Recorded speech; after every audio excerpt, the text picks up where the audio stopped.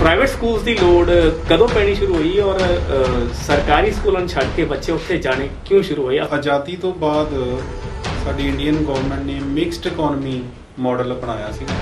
Private sector ਜਿਹੜਾ ਸੀਗਾ ਫਿਰ ਉਹ ਵੱਡੀ ਇਨਵੈਸਟਮੈਂਟ ਹੋਣੀ ਸ਼ੁਰੂ ਹੋ ਗਈ ਔਰ ਵੱਡੀ ਬਿਲਡਿੰਗਸ ਇਹ ਸਕੂਲ ਦੇ ਵਿੱਚ ਪੜ੍ਹਾਉਣਾ ਪ੍ਰਾਈਵੇਟ ਦੇ ਵਿੱਚ ਬੱਸੇਸ ਆ ਰਹੀਆਂ ਉਸ ਟਾਈਮ ਤੇ ਪਹਿਲਾਂ ਅੱਜ ਤੋਂ 20-25-30 ਸਾਲ ਪਹਿਲਾਂ ਦੀ ਗੱਲ। ਤਾਂ ਸੋਸ਼ਲ ਸਟੇਟਸ ਦੇ ਨਾਲ ਇਹਨੂੰ ਜੋੜ ਦਿੱਤਾ ਗਿਆ।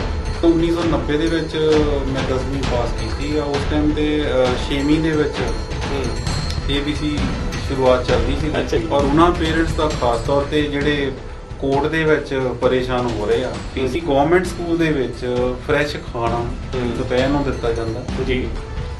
19,000 ਦੇ ਕਰੀਬ ਪੰਜਾਬ ਦੇ ਵਿੱਚ ਗਵਰਨਮੈਂਟ ਸਕੂਲਸ ਆ। ਐਡੀ ਵੱਡੀ ਚੇਨ ਜਿਹਨੂੰ ਲੀਡ ਕਰਨ ਵਾਲੀ ਇੱਕ ਫਿਕਸ ਟੀਮ ਉਹੀ ਪਾਲਿਸੀ 19,000 ਸਕੂਲਾਂ ਦੇ ਵਿੱਚ ਲਾਗੂ ਹੁੰਦੀ ਹੈ ਔਰ ਐਡੀ ਵੱਡੀ ਚੇਨ ਮੇਰੇ ਖਿਆਲ 'ਚ ਕਿਸੇ ਪ੍ਰਾਈਵੇਟ ਸਕੂਲ ਦੀ ਕਿਸੇ ਦੀ ਨਹੀਂ ਹੁੰਦੀ। ਗਵਰਨਮੈਂਟ ਸਕੂਲਸ ਨੂੰ ਉਹ ਸਪਿਰਿਟ ਦੀ ਭਾਵਨਾ ਹੁਣ ਲਾਗੂ ਹੋ ਚੁੱਕੀ ਹੈ। ਅੱਛਾ ਜੀ, ਇੰਗਲਿਸ਼ ਨੇ ਬੜੀ ਮਾਰ ਮਾਰੀ ਹੈ। ਅੰਗਰੇਜ਼ੀ ਮੀਡੀਅਮ ਸਰਕਾਰੀ ਵੀ ਹੋ ਚੁੱਕਾ, ਮੈਡੀਕਲ ਚੈੱਕਅਪ ਵੀ ਹੁੰਦਾ ਬੱਚਿਆਂ ਦਾ।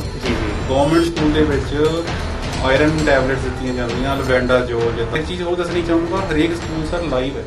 ਅੱਛਾ, ਸਰਕਾਰੀ ਸਕੂਲਾਂ ਦੀ ਕੰਡੀਸ਼ਨ ਖਰਾਬ, ਟੀਚਰ ਦੀ ਕੰਡੀਸ਼ਨ ਬਹੁਤ ਵਧੀਆ। ਪ੍ਰਾਈਵੇਟ ਸਕੂਲਾਂ ਦੀ ਕੰਡੀਸ਼ਨ ਬਹੁਤ ਅੱਛੀ, ਲੇਕਿਨ ਟੀਚਰਸ ਜਿਹੜੇ ਆ ਉਹ ਦਰਿਦਰਤਾ ਦੇ ਵਿੱਚ ਰਹਿ ਰਹੇ ਆ। ਦਰਸ਼ਕੋ, ਸੋਚਣ ਦੀ ਗੱਲ ਹੈ ਕਿ ਅਸੀਂ ਕੁਝ ਵੀਡੀਓਜ਼ ਔਰ ਕੁਝ ਖਬਰਾਂ ਇਹੋ ਜਿਹੀਆਂ ਪੜ੍ਹਦੇ ਹਾਂ ਜਿਹਦੇ ਵਿੱਚ ਇੱਕ ਪ੍ਰਾਈਵੇਟ ਸਕੂਲ ਦੇ ਬਾਹਰ ਲਾਈਨ ਲੱਗੀ ਹੁੰਦੀ ਹੈ ਪ੍ਰੋਸਪੈਕਟਸ ਲਈ। ਮਾਤਾ ਪਿਤਾ ਰਾਤੀ ਹੀ ਜਾਂ ਫਿਰ ਸ਼ਾਮ ਦੇ ਵੇਲੇ ਉਸ ਸਕੂਲ ਦੇ ਬਾਹਰ ਖੜੇ ਹੋ ਜਾਂਦੇ ਆ। ਦੇਰ ਆਰ ਸੋ ਮੈਨੀ ਸਕੂਲਸ ਜਿਹੜੇ ਕਿ ਇੱਦਾਂ ਦੇ ਸਕੂਲ ਹੈਗੇ ਨੇ। ਰਾਤ ਭਰ ਲਾਈਨ 'ਚ ਲੱਗਣ ਤੋਂ ਬਾਅਦ ਪ੍ਰੋਸਪੈਕਟਸ ਮਿਲਦਾ ਹੈ। ਪ੍ਰੋਸਪੈਕਟਸ ਮਿਲਣ ਤੋਂ ਬਾਅਦ ਬੜੀ ਮੁਸ਼ਕਿਲ ਨਾਲ ਕਿਤੇ ਐਡਮਿਸ਼ਨ ਹੁੰਦੀ ਹੈ ਔਰ ਫਿਰ ਉਹਨਾਂ ਨੂੰ ਲੱਗਦਾ ਕਿ ਹੁਣ ਸਾਡਾ ਬੱਚਾ ਜਿਹੜਾ ਹੈ ਉਹ ਇੱਕ ਅੱਛੇ ਸਕੂਲ ਚਲਾ ਗਿਆ, ਇਹਦਾ ਭਵਿੱਖ ਜਿਹੜਾ ਹੈ, ਇਹਦਾ ਭਵਿੱਖ ਜਿਹੜਾ ਹੈ ਉਹ ਬੜਾ ਸਿਕਿਉਰ ਹੋ ਚੁੱਕਾ ਹੈ, ਹੁਣ ਸਾਨੂੰ ਕੋਈ ਟੈਨਸ਼ਨ ਨਹੀਂ ਹੈ। ਲੇਕਿਨ ਹੁਣ ਕੀ ਹੋ ਰਿਹਾ? ਹੁਣ ਉਹਨਾਂ ਸਕੂਲਾਂ ਦੇ ਖਿਲਾਫ ਹੀ ਪੈਰੈਂਟਸ ਜਿਹੜੇ ਨੇ ਉਹ ਕੋਰਟ ਜਾ ਰਹੇ ਨੇ ਕਿ ਅਸੀਂ ਫੀਸ ਨਹੀਂ ਦੇ ਸਕਦੇ, ਕੋਰੋਨਾ ਕਰਕੇ ਸਾਡੀ ਆਰਥਿਕ ਜਿਹੜੀ ਹਾਲਤ ਹੈ ਉਹ ਠੀਕ ਨਹੀਂ ਹੈ। ਤੇ ਦੇਖੋ ਇਹਨਾਂ ਦੋਨਾਂ ਗੱਲਾਂ 'ਚ ਕਿੰਨਾ ਵੱਡਾ ਵਿਰੋਧਾਭਾਸ ਹੈ ਕਿ ਇੱਕ ਪਾਸੇ ਅਸੀਂ ਲੋਕ MLAs MP DC ਆਫਿਸਰਸ ਤੋਂ ਆਪਾਂ ਕਾਲ ਕਰਾਉਂਦੇ ਆ ਕਿ ਕਿਤੇ ਸਾਡਾ ਬੱਚੇ ਨੂੰ ਐਡਮਿਸ਼ਨ ਮਿਲ ਜਾਵੇ ਔਰ ਦੂਜੇ ਪਾਸੇ ਹੁਣ ਬੱਚਾ ਪੜ੍ਹ ਰਿਹਾ ਤੇ ਹੁਣ ਅਸੀਂ ਕਹਿ ਰਹੇ ਹਾਂ ਕਿ ਅਸੀਂ ਫੀਸ ਨਹੀਂ ਦੇ ਸਕਦੇ। ਤੇ ਇਸੇ ਟੌਪਿਕ ਤੇ ਹੀ ਅੱਜ ਦਾ ਮੈਟਰ ਐਨਕਾਊਂਟਰ ਦਾ ਟਾਕਿੰਗ ਪੁਆਇੰਟ ਪ੍ਰੋਗਰਾਮ ਹੋਏਗਾ। ਮੈਂ ਹਾਂ ਤੁਹਾਡਾ ਰਵੀ ਰੌਣਖਰ ਤੇ ਮੇਰੇ ਨਾਲ ਇੱਕ ਬਹੁਤ ਅਨੁਭਵੀ ਟੀਚਰ, ਇੱਕ ਇਨੋਵੇਟਿਵ ਆਈਡੀਆਜ਼ ਨਾਲ ਭਰਪੂਰ ਇੰਗਲਿਸ਼ ਮਾਸਟਰ। ਇਹਨਾਂ ਸਕੂਲ ਹੈਗਾ ਗਿੱਲ ਖਾਨਪੁਰ ਢੱਡਾ, ਨਕੋਦਰ ਦਾ ਸਕੂਲ ਹੈ। ਇਹ ਟਵਾਈਸ ਦੋ ਵਾਰ ਇਹਨਾਂ ਨੇ UGC ਨੈਟ ਕਲੀਅਰ ਕੀਤਾ ਹੈ। MA B.Ed ਹੈਗੇ ਨੇ। ਬਹੁਤ ਧੰਨਵਾਦ ਨਰੇਸ਼ ਸਰ ਤੁਹਾਡਾ। ਮੈਨੂੰ ਬੜੇ ਗਰਵ ਦੀ ਅਨੁਭੂਤੀ ਹੋ ਰਹੀ ਕਿ ਤੁਸੀਂ ਇੱਕ ਮਾਸਟਰ ਸਾਡੇ ਸਟੂਡੀਓ ਦੇ ਵਿੱਚ ਆਇਆ ਔਰ ਉਹ ਆਪਣੇ ਵਿਚਾਰ ਅੱਜ ਸਾਡੇ ਨਾਲ ਸਾਂਝਾ ਕਰੇਗਾ।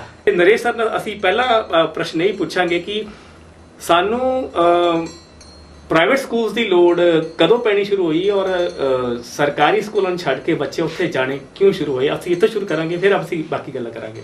ਜੀ, ਸਭ ਤੋਂ ਪਹਿਲੇ ਤੁਹਾਡਾ ਧੰਨਵਾਦ ਜੀ। ਤੁਸੀਂ ਥੈਂਕ ਯੂ ਇਹ ਵਿਚਾਰ ਜਾਣਨ ਲਈ ਬੁਲਾਇਆ। ਉਹਦੇ ਨਾਲ ਹੀ ਸਾਰੇ ਦਰਸ਼ਕਾਂ ਨੂੰ ਨਮਸਕਾਰ, ਸਤਿ ਸ੍ਰੀ ਅਕਾਲ, ਆਦਾਬ। ਤਾਂ ਤੁਹਾਡਾ ਪ੍ਰਸ਼ਨ ਇਹ ਹੈ ਕਿ ਪ੍ਰਾਈਵੇਟ ਸਕੂਲਸ ਹਾਂਜੀ, ਪ੍ਰਾਈਵੇਟ ਸਕੂਲਸ ਕਿਉਂ ਆਏ? ਦੇਖੋ, ਇਹ ਤਾਂ ਆਜ਼ਾਦੀ ਤੋਂ ਬਾਅਦ ਸਾਡੀ ਇੰਡੀਅਨ ਗਵਰਨਮੈਂਟ ਨੇ ਮਿਕਸਡ ਇਕਨੋਮੀ ਮਾਡਲ ਅਪਣਾਇਆ ਸੀਗਾ ਜੀ ਜਿਹਦੇ ਵਿੱਚ ਪਬਲਿਕ ਸੈਕਟਰ ਜ਼ਰੂਰੀ ਸੇਵਾਵਾਂ ਦੇ ਰਹੇ ਸੀਗੇ, ਹੁਣ ਵੀ ਦੇ ਰਹੇ ਆ। ਉਹਦੇ ਨਾਲ ਇਹਨਾਂ ਨੇ ਪ੍ਰਾਈਵੇਟ ਸੈਕਟਰ ਜਿਹੜਾ ਸੀਗਾ ਸ਼ੁਰੂਆਤ ਕਰ ਦਿੱਤੀ ਸੀ ਕਿ ਕੋਈ ਵੀ ਅਗਰ ਉਹਦੇ ਵਿੱਚ ਇਨਵੈਸਟਮੈਂਟ ਕਰਕੇ ਉਹ ਸਹੂਲਤ ਪਬਲਿਕ ਨੂੰ ਦੇਣਾ ਚਾਹੁੰਦਾ ਤੇ ਉਹ ਦੇ ਸਕਦਾ। ਤੇ ਇਹ ਇਸੇ ਅਧੀਨ ਹੀ ਪ੍ਰਾਈਵੇਟ ਸਕੂਲ ਜਿਹੜੇ ਸੀਗੇ ਓਪਨ ਹੋਣੇ ਸ਼ੁਰੂ ਹੋ ਗਏ। ਇੱਕ ਗੱਲ ਇਹ ਵੀ ਕਹੀ ਜਾਂਦੀ ਹੈ ਕਿ ਪ੍ਰਾਈਵੇਟ ਸਕੂਲਾਂ ਨੂੰ ਮਨਜ਼ੂਰੀ ਦੇਣ ਦਾ ਕਾਰਨ ਇਹ ਵੀ ਸੀਗਾ ਕਿ ਇੱਕ ਪ੍ਰਤੀਸਪਰਧਾ ਹੋਏਗੀ, ਇੱਕ ਹੈਲਦੀ ਕੰਪੀਟੀਸ਼ਨ ਹੋਏਗਾ ਸਰਕਾਰੀ ਤੇ ਪ੍ਰਾਈਵੇਟ ਦਾ। ਜੀ ਬਿਲਕੁਲ, ਕਿਉਂਕਿ ਜਦੋਂ ਮਿਕਸਡ ਇਕਨੋਮੀ ਮਾਡਲ ਹੈ ਤੇ ਉਹਦੇ ਵਿੱਚ ਨੈਚੁਰਲੀ ਕੰਪੀਟੀਸ਼ਨ ਦੀ ਭਾਵਨਾ ਸਰਕਾਰ ਦਾ ਇੱਕ ਮਕਸਦ ਸੀਗਾ ਕਿ ਕੰਪੀਟੀਸ਼ਨ ਹੋਏਗਾ, ਪ੍ਰਾਈਵੇਟ ਵਿੱਚ ਜੋ ਸਹੂਲਤ ਦਿੱਤੀ ਜਾਊਗੀ ਉਹਦੇ ਵਿੱਚ ਸਰਕਾਰ ਵੀ ਕੰਪੀਟੀਸ਼ਨ ਰਹੇਗਾ ਔਰ ਬੈਟਰ ਸਰਵਿਸਿਜ਼ ਦੀ ਉਮੀਦ ਕੀਤੀ ਗਈ। ਕਿਉਂਕਿ ਤੁਸੀਂ ਸਰਕਾਰੀ ਸਕੂਲ ਦੇ ਵਿੱਚ ਪੜ੍ਹਾਉਂਦੇ ਹੋ, ਫਿਰ ਇਦਾਂ ਕੀ ਹੋਇਆ ਕਿ ਸਰਕਾਰੀ ਸਕੂਲ ਜਿਹੜੇ ਨੇ ਉਹਨਾਂ ਦੀ ਇੱਕ ਪਹਿਚਾਨ, ਉਹਨਾਂ ਦੀ ਜਿਹੜੀ ਪਰਸੈਪਸ਼ਨ ਹੈ, ਉਹਨਾਂ ਦੇ ਬਾਰੇ ਜਿਹੜੀ ਸੋਚਣੀ ਆ ਆਮ ਆਦਮੀ ਦੀ, ਉਹ ਹੋ ਗਿਆ ਕਿ ਠੀਕ ਹੈ ਸਰਕਾਰੀ ਐਵੇਂ ਹੀ ਹੈ, ਤੇ ਪ੍ਰਾਈਵੇਟ ਜਿਹੜੇ ਆ ਉਹ ਗਰੋ ਕਰਦੇ ਗਏ। ਉਹਦਾ ਕਾਰਨ ਕੀ ਸੀਗਾ ਜੀ? ਉਹਦੇ ਵਿੱਚ ਕਾਫੀ ਵਜ੍ਹਾ ਹੈ, ਇੱਕ ਵਜ੍ਹਾ ਨਹੀਂ ਹੈ। ਜਿਵੇਂ ਕਿ ਪ੍ਰਾਈਵੇਟ ਸੈਕਟਰ ਜਿਹੜਾ ਸੀਗਾ, ਫਿਰ ਉਹ ਵੱਡੀ ਵੱਡੀ ਇਨਵੈਸਟਮੈਂਟ ਹੋਣੀ ਸ਼ੁਰੂ ਹੋ ਗਈ, ਔਰ ਵੱਡੀ ਵੱਡੀ ਬਿਲਡਿੰਗਸ, ਕਿਉਂਕਿ ਨੈਚੁਰਲੀ ਆ ਜਦੋਂ ਆਪਾਂ ਕਿਤੇ ਵੀ ਦੇਖਦੇ ਆ, ਇੱਕ ਹਸਪੀਟਲ ਲਾ ਲਓ, ਜਿਹਦੇ ਕੋਲ ਜ਼ਿਆਦਾ ਪੈਸਾ ਆ ਉਹ ਵੱਡੇ ਹਸਪੀਟਲ ਨੂੰ ਪ੍ਰੈਫਰ ਕਰੂਗਾ, ਠੀਕ ਆ। ਹੁਣ ਇਹ ਹੌਲੀ ਹੌਲੀ ਕੀ ਹੋਇਆ, ਇਹ ਸੋਸ਼ਲ ਸਟੇਟਸ ਦੇ ਨਾਲ ਜੁੜਨਾ ਸ਼ੁਰੂ ਹੋ ਗਿਆ।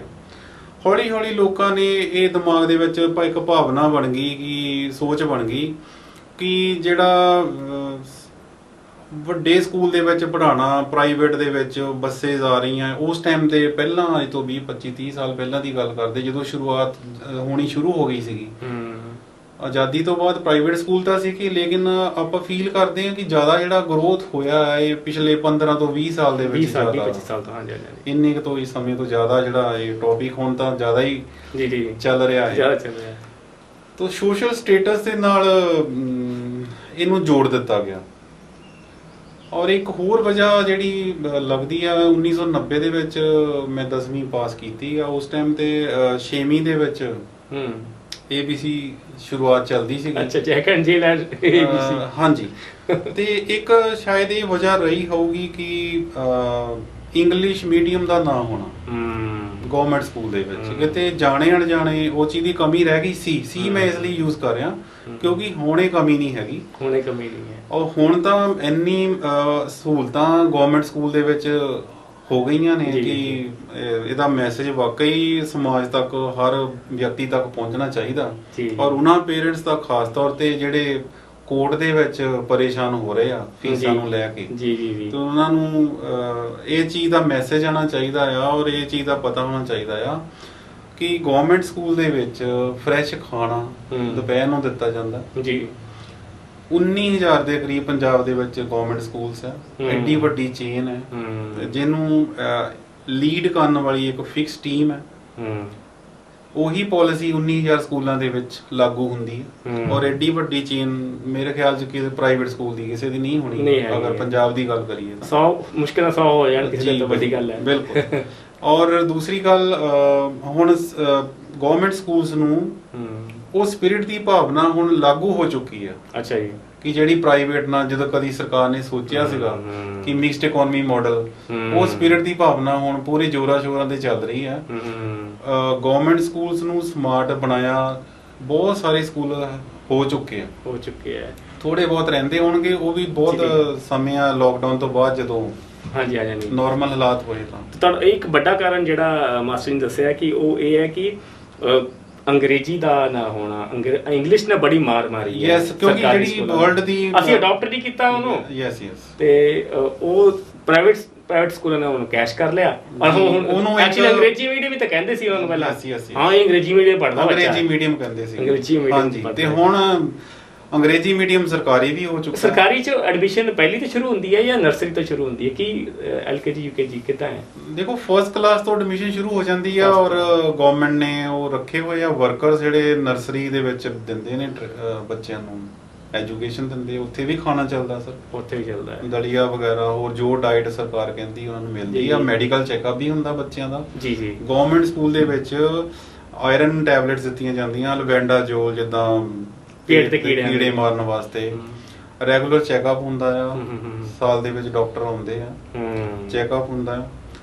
ਔਰ ਹੁਣ ਦੇਖੋ WhatsApp ਗਰੁੱਪ ਬਣੇ ਹੋਏ ਆ ਇਸ ਟਾਈਮ, WhatsApp ਗਰੁੱਪ ਤੇ ਨੋਟਸ ਭੇਜੇ ਜਾਂਦੇ ਆ, ਰੋਜ਼ ਦਾ ਹੋਮਵਰਕ ਭੇਜਿਆ ਜਾਂਦਾ।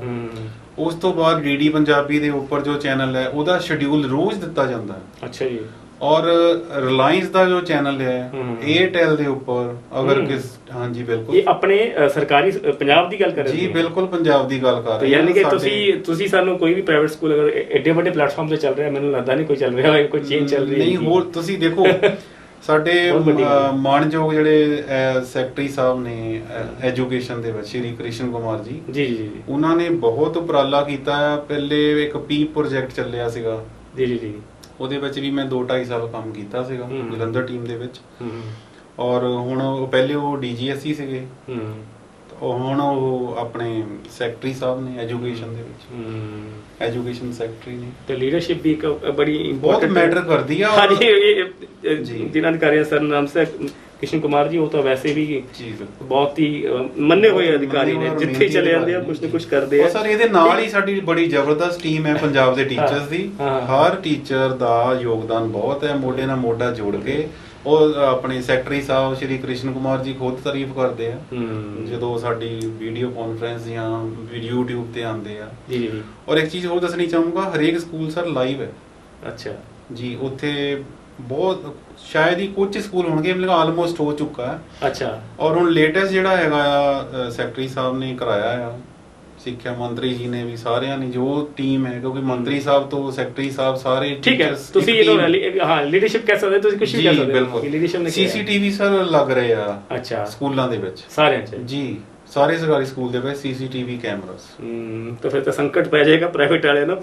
ਇੱਕ ਅਸੀਂ ਅਕਸਰ ਸੋਸ਼ਲ ਮੀਡੀਆ ਤੇ ਇੱਕ ਮੈਸੇਜ ਦੇਖਦੇ ਹਾਂ, ਮੈਂ ਇਹ ਤੁਸੀਂ ਇਹ ਸਕਰੀਨ ਤੇ ਵੀ ਦੇਖ ਸਕਦੇ ਹੋ ਮੈਸੇਜ।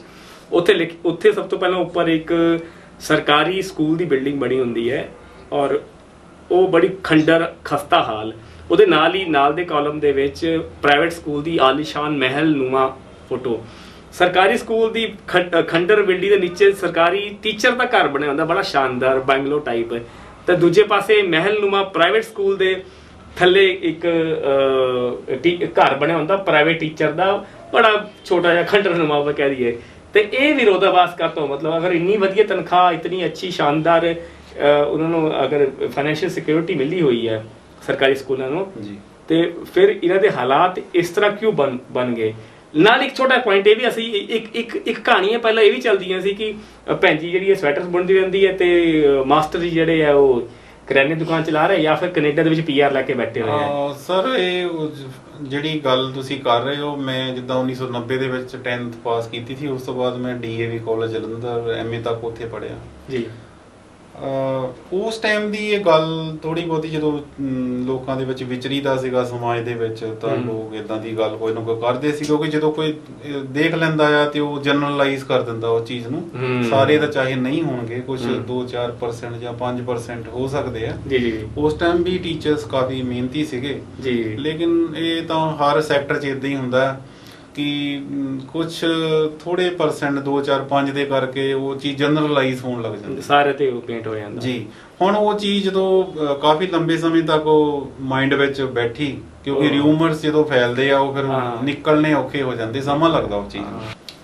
ਦੇਖੋ ਰਿਐਲਿਟੀ ਦੀ ਪਹਿਲਾਂ ਮੈਂ ਗੱਲ ਕਰਾਂ ਤੇ ਉਹਨੇ ਇੱਕ ਸਿੰਬੋਲਾਈਜ਼ ਕਰਨ ਦੀ ਕੋਸ਼ਿਸ਼ ਕੀਤੀ, ਜਿਹਨੇ ਵੀ ਜਨਰਲਾਈਜ਼ ਕਰਨ ਦੀ ਕੋਸ਼ਿਸ਼ ਕੀਤੀ। ਸ਼ਾਇਦ ਉਹ ਕੁਝ ਕਹਿਣਾ ਚਾਹੁੰਦਾ ਹੋਏਗਾ ਕਿ ਗਵਰਨਮੈਂਟ ਸਕੂਲਸ ਦੇ ਟੀਚਰਸ ਦੀ ਸੈਲਰੀ ਤੋਂ ਘੱਟ ਪ੍ਰਾਈਵੇਟ ਸਕੂਲ ਦੇ ਟੀਚਰਸ ਨੂੰ ਸੈਲਰੀ ਮਿਲਦੀ ਹੈ, ਔਰ ਉਹਨੇ ਵੱਡੀ ਬਿਲਡਿੰਗ ਸ਼ੋ ਕਰ ਦਿੱਤੀ ਪ੍ਰਾਈਵੇਟ ਸਕੂਲਸ ਦੀ, ਔਰ ਸਰਕਾਰੀ ਸਕੂਲ ਦੀ ਕਿਸੇ ਦੀ ਖਸਤਾ ਹਾਲਤ। ਉਹਨਾਂ ਫੈਸਿਲਿਟੀਜ਼ ਦੀ ਗੱਲ ਵੀ ਕੀਤੀ ਹੋਏਗੀ, ਇਹ ਵੀ ਨਹੀਂ ਪਤਾ ਕਿ ਉਹ ਕਈ ਸਕੂਲ ਸਰ ਬੰਦ ਵੀ ਹੋ ਚੁੱਕੇ ਆ, ਕਿਤੇ ਉਹ ਬੰਦ ਸਕੂਲ ਦੀ ਫੋਟੋ ਉਹਨਾਂ ਨੇ ਖਿੱਚ ਲਈ ਹੋਵੇ ਜਾਂ ਕੁਝ ਸਾਲ ਪਹਿਲਾਂ ਦੀ ਦਰਸਾਉਣਾ ਚਾਹਿਆ ਹੈ, ਤਾਂ ਉਹਨੇ ਜਿਹਨੇ ਉਹਨੂੰ ਤਿਆਰ ਕੀਤਾ ਉਹ ਤਾਂ ਉਹਨੂੰ ਪਤਾ ਹੋਏਗਾ, ਪਰ ਇਹ ਉਹਨੇ ਜਨਰਲਾਈਜ਼ ਕਰ ਦਿੱਤਾ। ਇਦਾਂ ਨਹੀਂ ਹੈ, ਪ੍ਰਾਈਵੇਟ ਸਕੂਲ ਦੇ ਕਾਫੀ ਜਿਹੜੇ ਮੇਜਰ ਚੇਨਸ ਹੈਗੀਆਂ ਉਹਨਾਂ ਦੇ ਟੀਚਰਸ ਨੂੰ ਵੀ ਅੱਛੀ ਸੈਲਰੀਜ਼ ਮਿਲਦੀਆਂ। ਅੱਛਾ ਜੀ।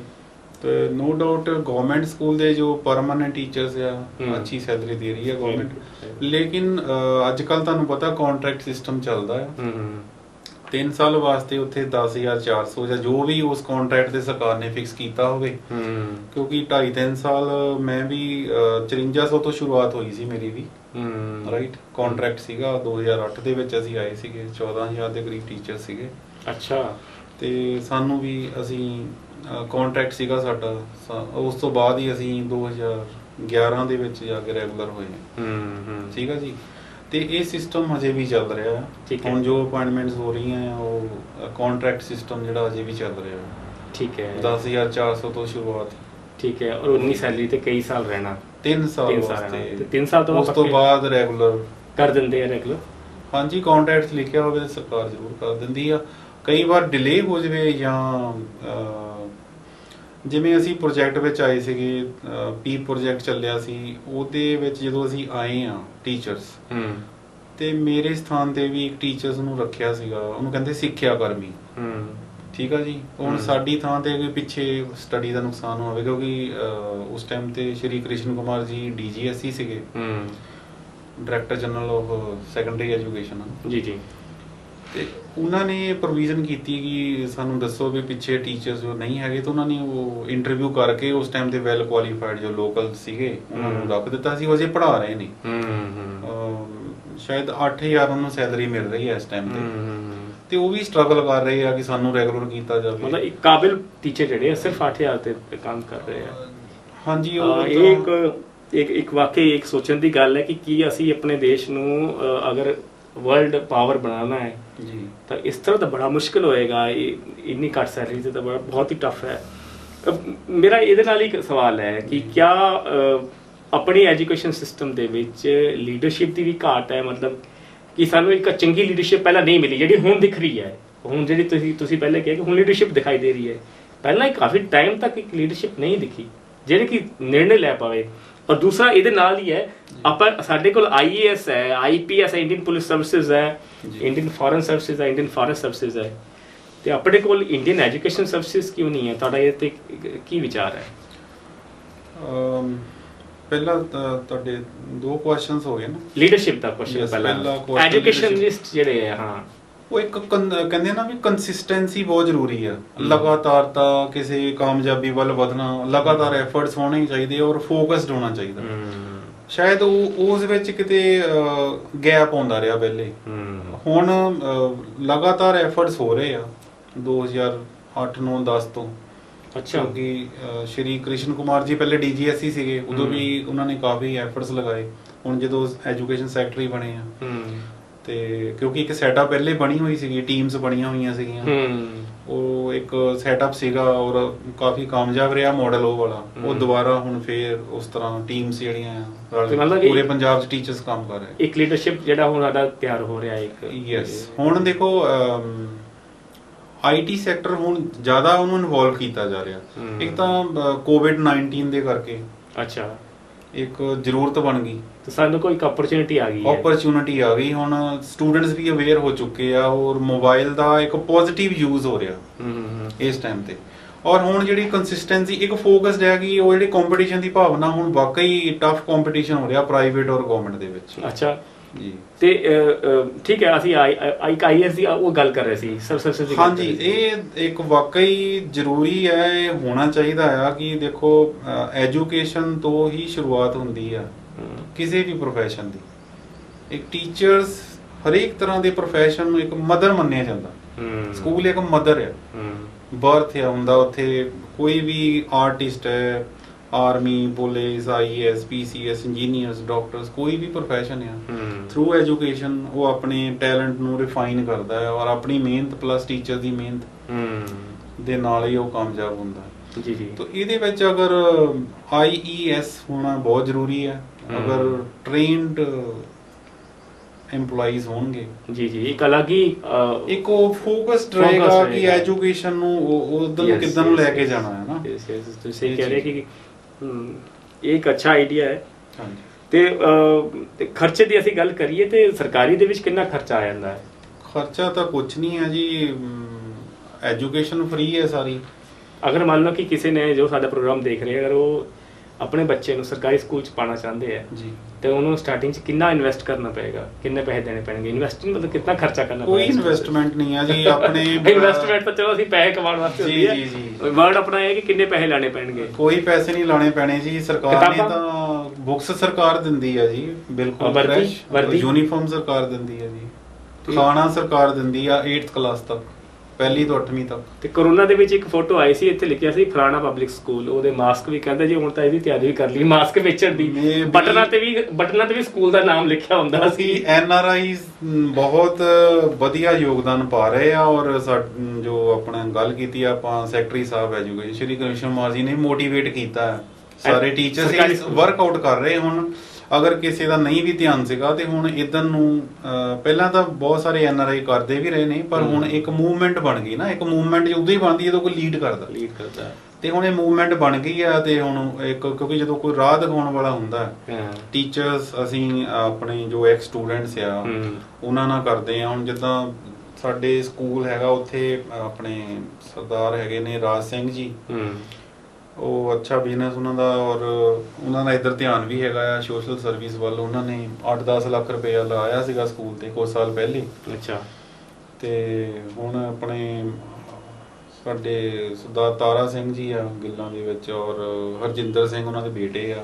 ਉਹਨਾਂ ਦੇ ਨਾਲ ਉਹਨਾਂ ਨੌਜਵਾਨਾਂ ਨੇ ਉੱਥੇ ਕੈਨੇਡਾ ਦੇ ਵਿੱਚ ਆਪਣੀ ਸੇਵਿੰਗ ਕਰਕੇ ਇੱਧਰ ਪੈਸੇ ਭੇਜੇ ਸੀਗੇ ਉਹਨਾਂ ਦੀ ਫੈਮਿਲੀ ਦੇ ਥਰੂ। ਆਪਾਂ ਦੇਖੋ 5-40 ਇੰਚ ਦੇ ਟੀਵੀ ਲਿਆਂਦੇ ਆ, ਹਰੇਕ ਕਲਾਸਰੂਮ ਦੇ ਵਿੱਚ ਲਾਏ ਆ। ਅੱਛਾ ਜੀ।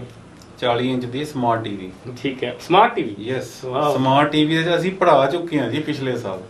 ਸਾਰਾ ਸਾਲ ਅਸੀਂ ਪੜ੍ਹਾਇਆ ਆਲਮੋਸਟ, ਤੇ ਉਹਦੇ ਵਿੱਚ ਬੱਚਿਆਂ ਦਾ ਇੰਟਰਸਟ ਪੈਦਾ ਹੋਇਆ। ਔਰ ਪਿਛਲੇ ਸਾਲ CBSE ਸਕੂਲ ਦਾ ਇੱਕ ਲੜਕਾ ਸਾਡੇ ਸਕੂਲ ਆਇਆ, ਸ਼ੁਰੂਆਤ ਹੋ ਚੁੱਕੀ ਹੈ। ਪ੍ਰਾਈਵੇਟ ਸਕੂਲਾਂ ਤੋਂ ਬੱਚੇ ਆ ਰਹੇ ਨੇ ਔਰ ਉਹ ਪਾਸ ਹੋ ਚੁੱਕਾ ਅੱਛੇ ਮਾਰਕਸ ਲੈ ਕੇ। ਹਾਂਜੀ, ਹਾਲਾਂਕਿ ਸਾਡੇ ਕੋਲ ਬਹੁਤ ਮਟੀਰੀਅਲ ਹੈ ਜਿਹੜਾ ਅਸੀਂ ਡਿਸਕਸ ਕਰ ਸਕਦੇ ਹਾਂ ਮਾਸਟਰ ਜੀ ਨਾਲ, ਬਹੁਤ ਗੱਲਾਂ ਹੈਗੀਆਂ। ਲੇਕਿਨ ਪਹਿਲਾਂ ਆਪਾਂ ਥੋੜਾ ਅਸੀਂ ਸਿਰਫ ਇਸੇ ਚੀਜ਼ ਤੇ ਫੋਕਸ ਰੱਖਿਆ ਹੈ ਕਿ ਜਿਹੜੇ ਮਾਤਾ ਪਿਤਾ ਦੁਖੀ ਹੋ ਰਹੇ ਆ, ਹਾਈ ਕੋਰਟਾਂ ਜਾ ਰਹੇ ਹੈ ਨਾ, ਉਹ ਥੋੜਾ ਜਿਹਾ ਧਿਆਨ ਦੇਣ। ਸਰਕਾਰੀ ਸਕੂਲਾਂ ਦੇ ਵਿੱਚ ਸਮਾਰਟ ਟੀਵੀ ਹੈ।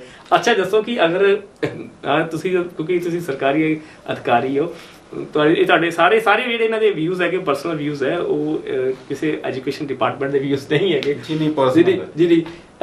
ਅਗਰ ਕਿਤੇ ਸਰਕਾਰੀ ਸਕੂਲ ਪ੍ਰਾਈਵੇਟ ਸਕੂਲ ਦੇ ਵਿੱਚ ਸਮਾਰਟ ਟੀਵੀ ਆ ਜਾਂਦੇ ਤਾਂ ਫਲਾਣਾ ਫੰਡ ਪਾ ਕੇ ਤੁਹਾਨੂੰ ਪਰਚੀ ਆ ਜਾਣੀ ਸੀ। ਜੀ ਬਿਲਕੁਲ, ਇਸ ਤਾਂ ਕੋਈ ਸ਼ੱਕ ਨਹੀਂ ਹੈ ਨਾ। ਤੇ ਦੇਖੋ ਕਿ ਔਰ CBSE ਤੋਂ ਅਗਰ ਤੁਹਾਡੇ ਸਕੂਲ ਵਿੱਚ ਬੱਚੇ ਆ ਰਹੇ ਤਾਂ ਇੱਕ ਤੁਹਾਡੀ ਇੱਕ ਅਚੀਵਮੈਂਟ ਹੈ। ਔਰ ਹੌਲੀ ਹੌਲੀ ਮੈਨੂੰ ਲੱਗਦਾ ਕਿ ਇਹ ਦੇਖੋ ਸ਼ੁਰੂਆਤ ਇੱਕ ਤੋਂ ਹੁੰਦੀ ਆ, ਕਹਿੰਦੇ ਨਾ one step is enough for me। ਜੀ ਜੀ। ਤੇ ਇੱਕ ਕਦਮ ਤੋਂ ਹੀ ਸ਼ੁਰੂਆਤ ਹੁੰਦੀ ਹੈ ਤੇ ਉਹ ਚੱਲਦਾ ਰਹੇਗਾ। ਸਾਨੂੰ ਪੂਰੀ ਉਮੀਦ ਹੈ ਅਗਰ ਲੋਕਡਾਊਨ ਨਾ ਹੁੰਦਾ ਤੇ ਹੁਣ ਹੋਰ ਵੀ ਹੈ। ਐਡਮਿਸ਼ਨਸ ਦੇ ਵਿੱਚ ਮੈਂ ਪੜ੍ਹ ਰਿਹਾ ਸੀ ਦੈਨਿਕ ਭਾਸਕਰ ਔਰ ਦਾ ਟ੍ਰਿਬਿਊਨ ਅਖਬਾਰ 'ਚ ਵੀ 2 ਸਟੋਰੀਜ਼ ਛਪੀਆਂ ਬੈਕ ਟੂ ਬੈਕ ਜੀ ਕਿ ਐਨਰੋਲਮੈਂਟ ਵੱਧ ਗਈ ਹੈ ਸਰਕਾਰੀ ਸਕੂਲਾਂ 'ਚ ਜੀ। 2,10,000 ਤੋਂ ਅੱਗੇ ਹੀ ਹੋ ਗਈ ਹੋਏਗੀ, ਕਿਉਂਕਿ ਟਾਈਮਸ ਆਫ ਇੰਡੀਆ ਦੇ ਅਕੋਰਡਿੰਗ 2,10,000 ਪਲੱਸ ਹੋ ਚੁੱਕੀ ਹੈ ਐਡਮਿਸ਼ਨਸ ਪੰਜਾਬ ਦੇ ਵਿੱਚ। ਤੁਸੀਂ ਦੇਖ ਲਓ ਕਿ 2 ਲੱਖ ਬੰਦਾ ਇਹ ਕਰੋਨਾ ਕਾਲ ਦੇ ਵਿੱਚ ਮਤਲਬ ਫਰੈਸ਼ ਐਡਮਿਸ਼ਨ। ਜੀ ਬਿਲਕੁਲ, ਫਰੈਸ਼ ਐਡਮਿਸ਼ਨ। ਵਾਪਸ ਅਗਰ ਤੁਸੀਂ ਆਉਂਦੇ ਹੋ ਤਾਂ ਮੈਨੂੰ ਲੱਗਦਾ ਕਿ ਵੈਲਿਊ ਇੱਥੇ ਮਿਲੇਗੀ ਸਰਕਾਰੀ ਸਕੂਲ ਦੇ ਵਿੱਚ। ਹੁਣ ਵੈਲਿਊ ਡੈਫੀਨਿਟਲੀ ਮਿਲੇਗੀ ਸਰ। ਮੈਂ ਆਪਣੇ ਸਕੂਲ ਦੀ ਐਗਜ਼ਾਮਪਲ ਦੇ ਸਕਦਾ ਹਾਂ। ਮੈਂ ਡਿਪਸ ਪੜਾਇਆ, ਸ਼ੁਰੂਆਤ ਮੇਰੀ ਹੋਈ ਸੀ 2006 ਤੋਂ 2008 ਤੱਕ private school Nurmahal, dips Nurmahal. ਉੱਥੋਂ ਮੇਰੀ ਕੈਰੀਅਰ ਦੀ ਸ਼ੁਰੂਆਤ ਹੋਈ ਸੀਗੀ। ਉਸ ਤੋਂ ਬਾਅਦ ਮੈਂ ਗਵਰਨਮੈਂਟ ਜੌਬ 'ਚ ਆ ਗਿਆ। ਇੱਥੇ ਹੀ ਪੋਸਟਿੰਗ ਹੈ ਗਿੱਲਾਂ ਹਾਈ ਸਕੂਲ ਦੇ ਵਿੱਚ, government high school Gill Khanpur Dhadda. ਤੋਂ ਮੇਰਾ ਡਿਕਸ ਦਾ ਐਕਸਪੀਰੀਅੰਸ ਹੈ। ਉੱਥੇ GB ਸਕੂਲਾਂ ਦੀ ਇੱਕ ਬ੍ਰਾਂਚ ਹੈ ਪੰਜਾਬ ਬੋਰਡ ਦੀ। ਉੱਥੇ +2 2 ਸਾਲ ਮੈਂ ਪੜਾਇਆ ਜੀ ਜੀ। ਡਿਪਸ ਔਰ GB ਦੀ ਇਕੱਠਾ ਹੀ ਆ। ਡਿਪਸ CBSE ਹੈ ਔਰ GB ਪੰਜਾਬ ਬੋਰਡ ਹੈ। ਪੰਜਾਬ ਬੋਰਡ ਦੇ ਵਿੱਚ ਮੈਂ ਉੱਥੇ ਪੜਾਇਆ, +2 ਦਾ ਇੰਚਾਰਜ ਵੀ ਰਿਹਾ ਮੈਂ ਉੱਥੇ। HOD ਸੀ ਸੋਸ਼ਲ ਸਾਇੰਸ ਦੇ ਵਿੱਚ ਜੀ ਜੀ। ਹੁਣ ਮੇਰਾ ਉੱਥੇ ਦਾ ਐਕਸਪੀਰੀਅੰਸ ਹੋ ਗਿਆ। ਮੇਰੇ ਨਾਲ ਮੇਰੇ ਕੁਲੀਗ ਨੇ ਸ਼੍ਰੀ ਨੀਰਜ ਕੁਮਾਰ ਸ਼ਰਮਾ, ਉਹ ਵੀ ਇੰਗਲਿਸ਼ ਟੀਚਰ ਨੇ, ਇੰਗਲਿਸ਼ ਮਾਸਟਰ ਦੀ ਪੋਸਟ ਤੇ। ਉਹ ਮੇਅਰ ਵਰਲਡ ਪੜ੍ਹਾ ਚੁੱਕੇ ਆ ਜਲੰਧਰ। ਮੇਅਰ ਵਰਲਡ ਤੁਹਾਨੂੰ ਪਤਾ ਹੀ ਹੈ, ਜਿਹੜੀ ਤੁਸੀਂ ਵੱਡੀ ਬਿਲਡਿੰਗ ਦੀ ਗੱਲ ਕਰਦੇ ਜੀ ਜੀ। ਔਰ ਉਸ ਤੋਂ ਪਹਿਲਾਂ ਉਹ ਲੈਕਚਰਰ ਰਹੇ ਕਾਲਜ ਦੇ ਵਿੱਚ ਹੁਸ਼ਿਆਰਪੁਰ। MA ਇਕਨੋਮਿਕਸ ਨੇ ਉਹ ਐਕਸਪੀਰੀਅੰਸ ਹੋ ਗਿਆ ਕਾਲਜ ਪਲੱਸ ਮੇਅਰ ਵਰਲਡ ਦਾ। ਇਧਰੋਂ ਮੇਰਾ ਡਿਪਸ ਦਾ ਹੋ ਗਿਆ। ਇੱਕ ਸਾਡੇ ਨਵੇਂ ਟੀਚਰਸ ਆਏ ਨੇ ਸਾਇੰਸ ਮਾਸਟਰ ਸ਼੍ਰੀ ਮਨਿੰਦਰ ਕੁਮਾਰ ਜੀ, ਉਹ ਚੰਡੀਗੜ੍ਹ ਤੋਂ ਪੜ੍ਹੇ ਹੋਏ ਆ ਯੂਨੀਵਰਸਿਟੀ। ਅੱਛਾ ਠੀਕ ਆ। ਔਰ ਉਹਨਾਂ ਨੇ 1 ਸਾਲ ਪਹਿਲੇ 2 ਸਾਲ ਪਹਿਲੇ ਜੌਬ 'ਚ ਆਏ ਸੀ ਜੀ ਜੀ। ਉਹ ਸਵਾਮੀ ਸੰਦਾ ਸਕੂਲ ਤੋਂ ਪੜ੍ਹਾ ਕੇ ਆਏ ਨੇ। ਠੀਕ ਹੈ ਓਕੇ। तो फिर देखो डिप्स स्वामी सानदास मेयर वर्ल्ड ਕਾਲਜ ਉਹ ਸਾਰਾ ਐਕਸਪੀਰੀਅੰਸ ਸਕੂਲ ਦੇ ਵਿੱਚ ਇੱਕ ਥਾਂ ਤੇ ਇਕੱਠਾ ਹੋ ਗਿਆ। ਬਿਲਕੁਲ ਇਹ ਚੀਜ਼ ਅਸੀਂ ਪੇਰੈਂਟਸ ਨਾਲ ਡਿਸਕਸ ਕਰੀ ਦੀ ਹੈ ਕਿ ਤੁਹਾਨੂੰ ਗਵਰਨਮੈਂਟ ਸਕੂਲ ਦੇ ਵਿੱਚ ਇੰਨੇ, ਔਰ ਸਾਡੇ ਸਕੂਲ 'ਚ ਹੀ ਨਹੀਂ ਆ, ਔਰ ਗਵਰਨਮੈਂਟ ਸਕੂਲ ਜਿਹੜੇ ਬਹੁਤ ਸਾਰੇ ਨੇ ਉੱਥੇ ਇਦਾਂ ਪ੍ਰਾਈਵੇਟ ਤੋਂ ਟੀਚਰਸ ਆ ਰਹੇ। ਤੇ ਤੁਸੀਂ ਦੇਖ ਸਕਦੇ ਹੋ ਕਿ ਪ੍ਰਾਈਵੇਟ ਸਕੂਲਸ ਦਾ ਐਕਸਪੀਰੀਅੰਸ ਵੀ ਸਰਕਾਰੀ ਟੀਚਰਸ ਦੇ ਕੋਲ ਹੈ, ਕਿਉਂਕਿ ਸਰਕਾਰੀ ਨੌਕਰੀ ਮਿਲਣੀ ਇੰਨੀ ਆਸਾਨ ਨਹੀਂ ਹੈ।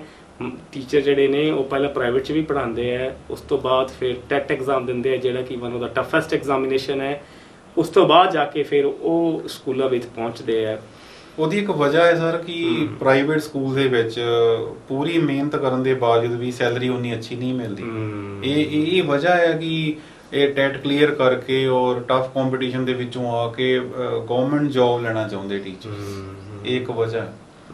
ਸ਼ਾਇਦ ਉਹ ਜਿਹਨੇ ਪਿਕਚਰ ਸ਼ੋਅ ਕੀਤੀ ਉਹ ਇਹੀ ਥੋੜਾ ਮੈਸੇਜ ਦੇਣਾ ਚਾਹੁੰਦਾ ਹੋਵੇ। ਹਾਂਜੀ ਹਾਂਜੀ ਸਾਇੰਸ ਤੇ। ਓਕੇ, ਤਾਂ ਮਤਲਬ ਕਿ ਸਾਡੇ ਕੋਲ ਇਸ ਵਕਤ ਐਸੇ ਮਾਸਟਰ ਹੈਗੇ ਨੇ ਜਿਹੜੇ ਤੁਸੀਂ ਜਿਹੜੇ ਨਹੀਂ ਲੱਭਦੇ ਕਾਫੀ। ਦੇਖੋ ਇੱਕ ਗਵਰਨਮੈਂਟ ਸਕੂਲ ਦੇ ਵਿੱਚ ਤੁਸੀਂ ਸਹੀ ਗੱਲ ਹੈ, ਇੰਨਾ ਐਕਸਪੀਰੀਅੰਸ ਇਕੱਠਾ ਹੋ ਚੁੱਕਾ। ਠੀਕ ਹੈ, ਅਸੀਂ ਆਪਣੇ ਸਟੂਡੈਂਟਸ ਨੂੰ ਇਹ ਕਹੀਦਾ ਜਾਂ ਪੇਰੈਂਟਸ ਨੂੰ ਕਿ ਤੁਹਾਨੂੰ ਫ੍ਰੀ ਐਕਸਪੀਰੀਅੰਸ ਮਿਲ ਰਿਹਾ। ਇੱਕ ਇੱਕ ਇੱਕ ਹੱਬ ਆ ਗਵਰਨਮੈਂਟ ਸਕੂਲਸ। ਮੈਂ ਆਪਣੇ ਸਕੂਲ ਦੀ ਨਹੀਂ, ਮੇਰੇ ਤੋਂ ਜ਼ਿਆਦੇ ਅਲੱਗ-ਅਲੱਗ ਸਕੂਲਾਂ ਤੋਂ ਆਏ ਬਹੁਤ ਸਾਰੀਆਂ ਬ੍ਰਾਂਚੇਸ ਇਦਾਂ ਦੀਆਂ ਹੈਗੀਆਂ ਜਿੱਥੋਂ ਕਿ ਪ੍ਰਾਈਵੇਟ ਜਿਨ੍ਹਾਂ ਦੀ ਤੁਸੀਂ ਗੱਲ ਕਰਦੇ ਹੋ ਉੱਥੇ ਪੜ੍ਹਾ ਕੇ ਉਹ ਗਵਰਨਮੈਂਟ ਸਕੂਲ ਦੇ ਵਿੱਚ ਆਏ ਨੇ ਜੌਬ ਕਰਨ ਵਾਸਤੇ। ਠੀਕ ਹੈ, ਯਾਨੀ ਐਕਸਪੀਰੀਅੰਸ ਉਹ ਸਾਰਾ ਲੈ ਕੇ ਹਾਂ ਇੱਥੇ ਮਾਸਟਰ ਜੀ ਨੇ ਤਾਂ ਪ੍ਰਾਈਵੇਟ ਸਕੂਲਾਂ ਦੀ ਵੀ ਸਿਫਤ ਕਰਤੀ ਕਿ ਕਿਉਂਕਿ ਅੱਛੇ ਸਕੂਲ, मतलब आप कहिए कि अच्छे स्कूल तो है ही है, प्राइवेट स्कूल अगर कहिए तो अच्छी स्कूल उन्होंने आप माना था नहीं क्योंकि इन्ने लोग जा रहे हैं, इतनी एडवांस्ड टेक्नोलॉजी लेके आते हैं और बच्चे के रिजल्ट भी उन्होंने चंगे रहते हैं और हर स्कूल तो अच्छा ही एक तरह का वो गल लग गया कि ਉਹਦੇ ਪਿੱਛੇ ਪ੍ਰਿੰਸੀਪਲ ਕੋਈ ਹੋਵੇ, ਕੋਈ ਪੈਸਾ ਕਮਾਉਣ ਦਾ ਇਸ਼ੂ ਹੈ ਜਾਂ ਦੇਖੋ ਇੱਕ ਬਿਜ਼ਨਸ ਹੈ ਸਰ, ਬਿਜ਼ਨਸ ਬਟ ਐਕਸਪੀਰੀਅੰਸ ਆਪਣੇ ਆਪ ਚ ਐਕਸਪੀਰੀਅੰਸ ਹੈ। ਦੇਖੋ ਉਹ ਇੱਕ ਬਿਜ਼ਨਸ ਹੈ। ਗਵਰਨਮੈਂਟ ਬਿਜ਼ਨਸ ਨਹੀਂ ਕਰ ਰਹੀ, ਗਵਰਨਮੈਂਟ ਸਰਵਿਸ ਦੇ ਰਹੀ ਹੈ, ਉਹ ਵੀ ਫ੍ਰੀ ਆਫ ਕਾਸਟ ਦੇ ਰਹੀ ਹੈ। ਦੋ ਚੀਜ਼ਾਂ ਜ਼ਰੂਰੀ ਹੈ, ਹੈਲਥ ਐਂਡ ਐਜੂਕੇਸ਼ਨ ਕਿਸੇ ਵੀ ਕੰਟਰੀ ਦੇ ਵਿੱਚ। ਤੇ ਸਰਕਾਰ ਨੇ ਆਪਣੀ ਜ਼ਿੰਮੇਵਾਰੀ ਬਾਖੂਬੀ ਨਿਭਾਈ ਹੈ ਔਰ ਬਹੁਤ ਅੱਛੀ ਤਰ੍ਹਾਂ ਨਿਭਾ ਰਹੀ ਹੈ। ਤੁਸੀਂ ਦੱਸੋ ਕਿ ਕਿਆ ਹੁਣ ਸਰਕਾਰੀ ਸਕੂਲ ਜਿਹੜੇ ਨੇ ਉਹਨਾਂ ਦੇ ਬੜੇ ਬੱਚੇ ਜਿਹੜੇ IIT ਜਾਂ ਫਿਰ ਨੀਟ ਐਗਜ਼ਾਮ ਜਿਹੜੇ ਨੇ ਉਹ ਕਿਆ ਕ੍ਰੈਕ ਕਰ ਸਕਦੇ ਆ? ਕਿਆ ਉਹਨਾਂ ਦੀ ਕਾਬਲੀਅਤ ਹੈ IAS PCS ਦੀ? ਜੀ ਬਿਲਕੁਲ। ਤੁਸੀਂ ਅਗਰ ਆਜ਼ਾਦੀ ਤੋਂ ਲੈ ਕੇ ਹੁਣ ਤੱਕ ਦੀ ਅਗਰ ਕੰਟਰੀਬਿਊਸ਼ਨ ਦੇਖੋ ਤੇ ਸਰਕਾਰੀ ਸਕੂਲਾਂ ਦੀ 90% ਪਲੱਸ ਕੰਟਰੀਬਿਊਸ਼ਨ ਹੈ। ਲੇਕਿਨ ਅਗਰ ਹੁਣ ਉਹਦੀ ਪਿਛਲੇ 10-20 ਸਾਲਾਂ ਦੀ ਗੱਲ ਦੇਖੀ ਤਾਂ ਤਕਰੀਬਨ ਫਿਰ ਵੀ ਸਰ ਕੰਟਰੀਬਿਊਸ਼ਨ ਬਹੁਤ ਹੈ ਸਰਕਾਰੀ ਸਕੂਲਸ ਦੀ। ਅੱਛਾ, ਫਿਰ ਵੀ ਆਲ ਓਵਰ ਇੰਡੀਆ ਦੀ ਮੈਂ ਅਗਰ ਗੱਲ ਕਰਾਂ ਉਹਦੇ ਵਿੱਚ ਫਿਰ KVS ਆ ਜਾਂਦਾ, NVS ਉਹਦੇ ਵਿੱਚ ਆ ਜਾਂਦੇ ਆ। ਦੇਖੋ ਤੁਸੀਂ ਅਗਰ ਪ੍ਰਾਈਵੇਟ ਨਾਲ ਹੁਣ ਗਵਰਨਮੈਂਟ ਬਿਲਡਿੰਗਸ ਜੋ ਬਣ ਰਹੀਆਂ NRI ਦੀ ਮਦਦ ਨਾਲ, ਤੁਸੀਂ ਯਕੀਨ ਨਹੀਂ ਕਰ ਸਕਦੇ। ਤੁਸੀਂ ਅਗਰ ਸਰਚ ਕਰੋਗੇ ਤੁਹਾਨੂੰ ਉਦਾਂ ਦੀਆਂ ਬਿਲਡਿੰਗਸ ਵੀ ਮਿਲ ਜੂਗੀਆਂ ਔਰ ਤੁਹਾਡੇ ਸਾਹਮਣੇ ਹੀ ਤਾਂ ਦੋ ਸਕੂਲ ਹੈਗੇ ਨੇ ਲੱਡਵਾਲੀ ਰੋਡ ਤੇ। ਉਹ ਕਿੰਨੇ ਸਮਾਰਟ ਲੱਗ ਰਹੇ ਨੇ, ਤੁਸੀਂ ਖੁਦ ਉਹਨੂੰ ਆਬਜ਼ਰਵ ਕਰ ਸਕਦੇ। ਮੈਂ ਤਾਂ ਕਹਿੰਦਾ ਤੁਸੀਂ ਉਹਨੂੰ ਵੀ ਕਵਰ ਕਰੋ ਕਿਸੇ ਦਿਨ ਲਾਈਵ ਜਾ ਕੇ, ਜਦ ਵੀ ਥੋੜੇ ਨਾਰਮਲ ਹਾਲਾਤ ਹੋਣਗੇ ਅਲਾਉ ਕਰੇਗੀ ਸਰਕਾਰ ਸਕੂਲਾਂ ਦੇ ਵਿੱਚ। ਹਾਂ, ਕਿਉਂਕਿ 2-3 ਵਾਰ ਤੁਸੀਂ NRIs ਦਾ ਐਗਜ਼ਾਮਪਲ ਦਿੱਤਾ, ਉਹਨਾਂ ਦਾ ਜ਼ਿਕਰ ਕੀਤਾ ਹੈ, ਤਾਂ NRIs ਵਾਕਈ ਇੱਥੇ ਉਹਨਾਂ ਨੂੰ ਦੇਖੋ ਉਤਸ਼ਾਹ ਵੀ ਮਿਲੇਗਾ ਔਰ ਜਿਨ੍ਹਾਂ ਦਾ ਸਹਿਯੋਗ ਨਹੀਂ ਹੋਇਆ ਉਹ ਵੀ ਸਹਿਯੋਗ ਦੇਣਗੇ ਕਿਉਂਕਿ ਪਹਿਲਾਂ ਪੈਸਾ ਕਿਤੇ ਹੋਰ ਜਾ ਰਿਹਾ ਸੀ। ਹਾਂ ਜੀ ਹੈ ਨਾ, ਉਹ ਕਈ ਗੱਲਾਂ ਆਉਂਦੀਆਂ NRI ਦੇ ਪੈਸੇ। ਸਰਕਾਰੀ ਸਕੂਲਾਂ ਦੇ ਵਿੱਚ ਇਹ ਇੱਕ ਆਪਣੀ ਮਾਂ ਦੀ ਤਰ੍ਹਾਂ ਆ, ਜਿਹੜੀ ਸਕੀ ਮਾਂ ਹੁੰਦੀ ਹੈ। ਇਹ ਕਦੀ ਮਤਰੇਈ ਵਾਲਾ ਵਿਵਹਾਰ ਨਹੀਂ ਕਰੂਗੀ, ਨਾ ਕਦੀ ਕੀਤਾ।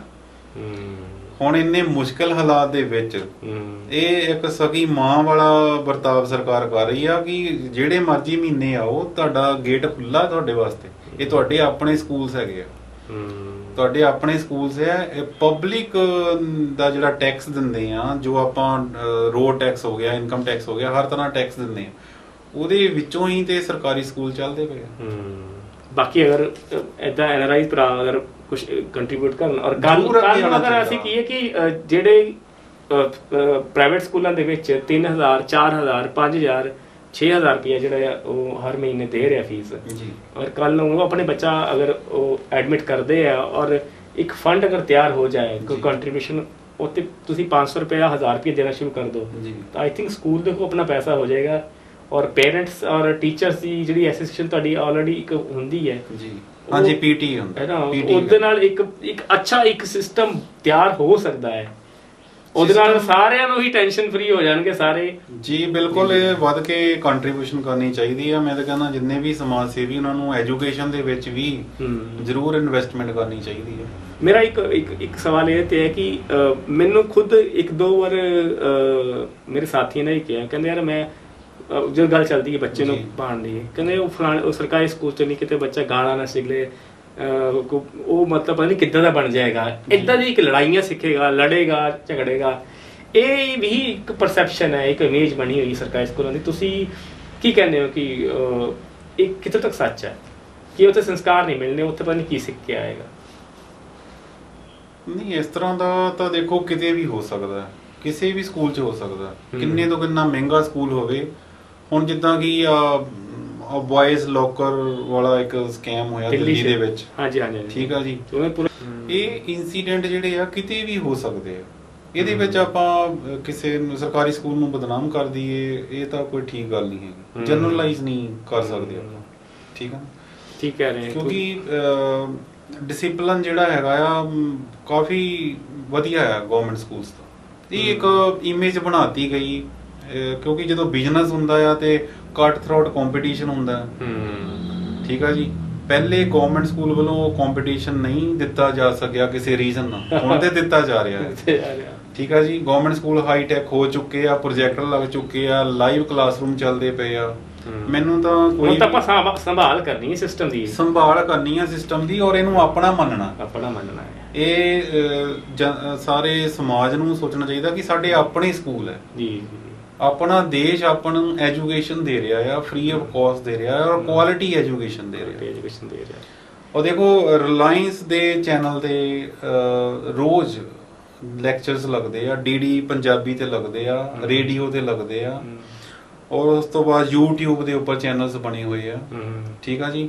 ਵੀਡੀਓ ਤਿਆਰ ਕਰਕੇ ਗਵਰਨਮੈਂਟ ਸਕੂਲ ਦੇ ਟੀਚਰਸ ਅਪਲੋਡ ਕਰਦੇ, ਡਿਪਾਰਟਮੈਂਟ ਉਹਨੂੰ ਸਿਲੈਕਟ ਕਰਦਾ, ਔਰ ਕੁਝ ਲੱਗਦਾ ਕਿ ਥੋੜੀ ਬਹੁਤੀ ਹੋਰ ਇੰਪਰੂਵਮੈਂਟ ਕਰਨੀ, ਇੰਪਰੂਵਮੈਂਟ ਕਰਨ ਤੋਂ ਬਾਅਦ ਹੀ ਉਹ ਉਸ ਚੈਨਲ ਤੇ ਪਾਈ ਜਾਂਦੀ ਹੈ ਵੀਡੀਓ।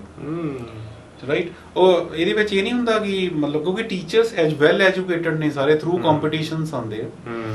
ਉਹ ਇਹ ਦੇਖਿਆ ਜਾਂਦਾ ਕਿ ਬੱਚੇ ਦੇ ਲੈਵਲ ਦੇ ਅਕੋਰਡਿੰਗ ਹੋਵੇ, ਈਜ਼ੀ ਟੂ ਈਜ਼ੀ। ਕਿੰਨਾ ਵੀ ਡਿਫਿਕਲਟ ਟੌਪਿਕ ਹੈਗਾ ਉਹਨੂੰ ਬਹੁਤ ਈਜ਼ੀ ਮੈਥਡ ਨਾਲ ਜਲਦੀ ਸਮਝ ਲੱਗ ਜਾਏ, ਉਸ ਹਿਸਾਬ ਨਾਲ ਉਹਨੂੰ ਤਿਆਰ ਕੀਤਾ ਜਾਂਦਾ। ਤੇ ਜਿਹੜੇ ਮਾਤਾ ਪਿਤਾ ਅਗਰ ਇਹ ਸੋਚਦੇ ਆ ਕਿ ਬੱਚਿਆਂ ਨੂੰ ਚੰਗੇ ਸੰਸਕਾਰ ਜਾਂ ਫਿਰ ਐਜੂਕੇਸ਼ਨ ਨਹੀਂ ਮਿਲ ਸਕਦੀ ਸਰਕਾਰੀ ਚ, ਉਹ ਜ਼ਰੂਰ ਮਾਸਟਰ ਜੀ ਬਹੁਤ ਗਲਤ ਹੈ। ਮਾਸਟਰ ਜੀ ਦੀ ਗੱਲ ਜ਼ਰੂਰ ਸੁਣੋ, ਔਰ ਇਹ ਇੱਕ ਅੱਛਾ ਮੌਕਾ ਹੋ ਸਕਦਾ ਹੈ, ਕਿਉਂਕਿ ਕੋਰੋਨਾ ਦੇ ਵਿੱਚ ਕਲਾਸਿਸ ਨਹੀਂ ਲੱਗ ਰਹੀਆਂ ਜੀ, ਹੁਣ ਤਾਂ ਵਰਚੁਅਲ ਕਲਾਸਿਸ ਲੱਗ ਰਹੀਆਂ ਨੇ।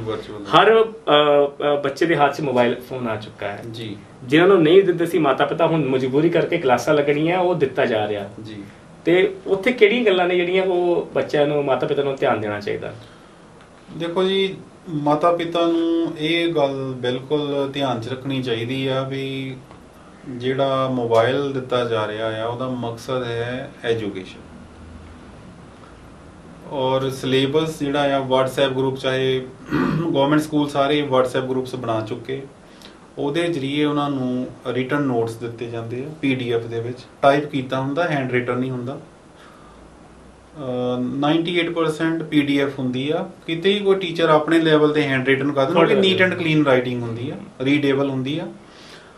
ਔਰ ਕੋਈ ਟੀਚਰ ਤਾਂ ਹੀ ਅਪਲੋਡ ਕਰਦੇ ਆ, ਪਹਿਲਾਂ ਚੈੱਕ ਕਰਦੇ ਆ ਰੀਡੇਬਲ ਹੁੰਦਾ ਮਟੀਰੀਅਲ। ਔਰ ਉਸ ਤੋਂ ਇਲਾਵਾ ਵੀਡੀਓਜ਼ ਵੀ ਪਾਈਆਂ ਜਾਂਦੀਆਂ ਐਜੂਕੇਸ਼ਨਲ, ਉਸ ਟੌਪਿਕ ਨਾਲ ਰਿਲੇਟਡ ਹੁੰਦੀਆਂ।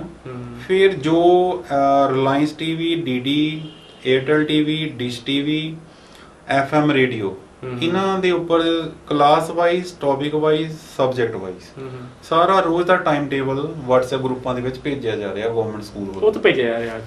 ਠੀਕ ਹੈ। ਮਗਰ ਜਿਹੜੇ ਮਿਸਯੂਜ਼ ਜਿਹੜਾ ਮੋਬਾਈਲ ਦਾ, ਉਹ ਹਾਂਜੀ, ਮਿਸਯੂਜ਼ ਮੈਂ ਉਹੀ ਗੱਲ ਕਰ ਰਿਹਾ ਕਿ ਇਹ ਜਾਣਕਾਰੀ ਵਾਸਤੇ ਕਈ ਵਾਰ ਨਹੀਂ ਧਿਆਨ ਹੁੰਦਾ ਪੇਰੈਂਟਸ, ਜਿੱਦਾਂ ਅਗਰ ਘੱਟ ਪੜ੍ਹੇ ਪੇਰੈਂਟਸ ਨੂੰ ਦੱਸਦਾ ਕਿ ਅਸੀਂ ਇਹ ਪੇਰੈਂਟਸ ਨੂੰ ਦੱਸਿਆ ਵੀ ਇਨਫੋਰਮੇਸ਼ਨ, ਇਹਦੇ ਤੇ ਧਿਆਨ ਦਿਓ, ਇਹਦਾ ਬੱਚਾ ਕੁਝ ਹੋਰ ਨਾ ਖੋਲ ਕੇ ਬੈਠਾ ਹੋਵੇ। ਕਿਉਂਕਿ ਕੁਝ ਪੇਰੈਂਟਸ ਜਿਹੜੇ ਮਿਹਨਤ ਕਰਦੇ ਨੇ, ਫਿਜ਼ੀਕਲ ਵਰਕ ਕਰਦੇ ਨੇ, ਉਹਨਾਂ ਨੂੰ ਕਈ ਵਾਰ ਮੁਸ਼ਕਲ ਆਉਂਦੀ ਹੈ ਸਮਝਣ ਦੇ ਵਿੱਚ ਕਿ ਕੀ ਹੋ ਰਿਹਾ ਇਹ WhatsApp ਇਹਨਾਂ ਤੋਂ ਹੁੰਦਾ ਕਿ ਪੜ੍ਹਾਈ ਲਈ ਦੇ ਮਾਸਟਰ ਜੀ ਨੇ ਕਾਲ ਕਰ ਸਕਦੇ ਆ।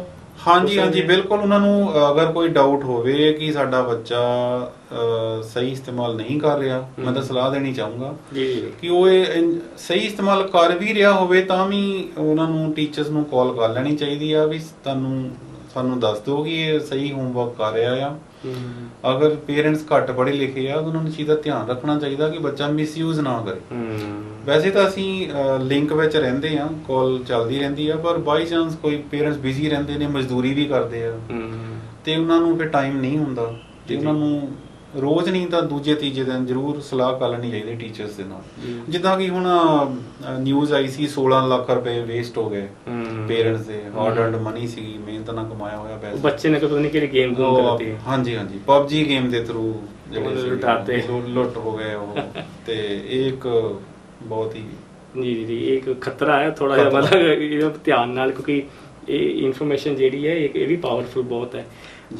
ਇੱਕ ਪ੍ਰਸ਼ਨ ਮੇਰਾ ਇਹ ਕਿ ਹਿੰਦੁਸਤਾਨ ਦੇ ਵਿੱਚ ਟੀਚਰ, ਅਸੀਂ ਅਕਸਰ ਸੁਣਦੇ ਕਿ ਟੀਚਰ ਜਿਹੜਾ ਦੇਸ਼ ਦਾ ਨਿਰਮਾਤਾ ਹੁੰਦਾ, ਭਵਿੱਖ ਦਾ ਨਿਰਮਾਤਾ ਹੈ, ਤੇ ਕਿਆ ਭਾਰਤ ਦੇ ਵਿੱਚ ਟੀਚਰਸ ਦੀ ਉਹ ਇਮੇਜ ਹੈ ਜਿਹੜੀ ਕਿ ਅਸੀਂ ਕਈ ਵਾਰ ਦੇਖਦੇ ਹਾਂ ਕਿ ਜਾਪਾਨ, ਜਰਮਨੀ ਜਾਂ ਬਾਕੀ ਦੇਸ਼ਾਂ ਦੇ ਵਿੱਚ? ਉਹ ਤੁਸੀਂ ਦੱਸੋ ਥੋੜਾ, ਸਮਾਜ ਕਿੱਦਾਂ ਦੇਖ ਰਿਹਾ ਟੀਚਰ ਨੂੰ? ਉਹ ਵੀ ਇੱਕ ਸਰਵਿਸ ਪ੍ਰੋਵਾਈਡਰ ਵਾਂਗੂ ਦੇਖ ਰਹੇ ਜਾਂ ਫਿਰ ਵਾਕਈ ਪਹਿਲਾਂ ਵਾਲੀ ਗੱਲਾਂ ਹੈਗੀਆਂ, ਗੁਰੂ ਸ਼ਿਸ਼ਯ ਵਾਲੀ ਗੱਲ ਹੈ? ਦੇਖੋ, ਜਦੋਂ ਸੰਘਰਸ਼ ਕਰਦੇ ਨੇ ਟੀਚਰਸ ਆਪਣੇ ਫੁੱਲ ਸਕੇਲ ਲੈਣ ਵਾਸਤੇ, ਨੌਕਰੀ ਦੇ ਪੱਕੇ ਹੋਣ ਵਾਸਤੇ, ਜਿਸ ਤਰ੍ਹਾਂ ਅੱਗ ਵੀ ਲੱਗ ਕੇ ਡੈਥ ਹੋਈ ਆ ਟੀਚਰਸ ਦੀ ਮੁਜ਼ਾਹਰੇ ਦੇ ਵਿੱਚ। ਅੱਛਾ ਜੀ। ਇੰਡੀਆ 'ਚ ਕਈ ਇੰਸੀਡੈਂਟ ਇਦਾਂ ਦੇ ਹੋਏ ਆ। ਅੱਛਾ। ਜਾਂ ਟੈਂਕੀ ਦੇ ਚੜ੍ਹਦੇ ਹਾਦਸਾ ਹੋ ਗਿਆ, ਥੱਲੇ ਡਿੱਗ ਗਏ, ਜਾਂ ਨਹਿਰ 'ਚ ਛਾਲ ਮਾਰ ਦਿੱਤੀ। ਨਹਿਰ 'ਚ ਛਾਲ ਮਾਰਦੇ ਆ। ਔਰ ਜਦੋਂ ਉਹਨਾਂ ਦੇ ਧਰਨੇ ਨੂੰ ਜਦੋਂ ਹਟਾਉਣ ਵਾਸਤੇ ਲਾਠੀ ਚਾਰਜ ਕੀਤਾ ਜਾਂਦਾ ਜਾਂ ਵਾਟਰ ਕੈਨਨ ਯੂਜ਼ ਕੀਤੀ ਜਾਂਦੀ, ਇਹ ਟੀਚਰਸ ਕੌਣ ਹੁੰਦੇ ਆ? ਇਹ ਜਿਹੜੇ ਗਵਰਨਮੈਂਟ ਸੈਕਟਰ ਦੇ ਵਿੱਚ ਕੰਮ, ਇਹ ਬੜੀ ਆਸਾਨੀ ਨਾਲ ਟੀਚਰ ਬਣ ਜਾਂਦੇ ਆ ਜਾਂ ਕੋਈ ਐਗਜ਼ਾਮ ਕਲੀਅਰ ਕਰਨਾ ਪੈਂਦਾ? ਮੈਂ ਇਹਦੇ ਨਾਲ ਹੀ ਪ੍ਰਸ਼ਨ ਹੈ। ਬਹੁਤ ਦੇਖੋ ਜੀ, ਟਫ ਕੰਪੀਟੀਸ਼ਨ ਹੈ। ਅੱਛਾ। ਟੀਚਰ ਐਲੀਜੀਬਿਲਿਟੀ ਟੈਸਟ ਜਿਹੜਾ ਕਲੀਅਰ ਕਰਨਾ ਪੈਂਦਾ, ਚਾਹੇ ਉਹ ਸਟੇਟ ਗਵਰਨਮੈਂਟ ਦਾ ਹੋਵੇ ਉਹ ਚਾਹੇ ਸੈਂਟਰ ਗਵਰਨਮੈਂਟ ਦੇ ਸਕੂਲ ਦੇ। ਆਸਾਨ ਪ੍ਰਸ਼ਨ? ਆਸਾਨ ਨਹੀਂ ਹੈ ਜੀ, ਇਹ ਕਾਫੀ ਡਿਫਿਕਲਟ ਟੈਸਟ ਹੁੰਦਾ ਜਿਹਦੇ ਵਿੱਚ ਪਾਸ ਪਰਸੈਂਟੇਜ ਜਿਹੜੀ ਹੈਗੀ ਆ ਉਹ 10% ਤੋਂ ਵੀ ਘੱਟ ਹੈ। ਤੇ ਪ੍ਰਾਈਵੇਟ ਵਾਲੇ ਵੀ ਇਹੀ ਟੀਚਰਾਂ ਲੈਂਦੇ ਜਾਂ ਫਿਰ ਉਹ ਕੋਈ ਵੀ ਲੈ ਸਕਦੇ ਹੋ?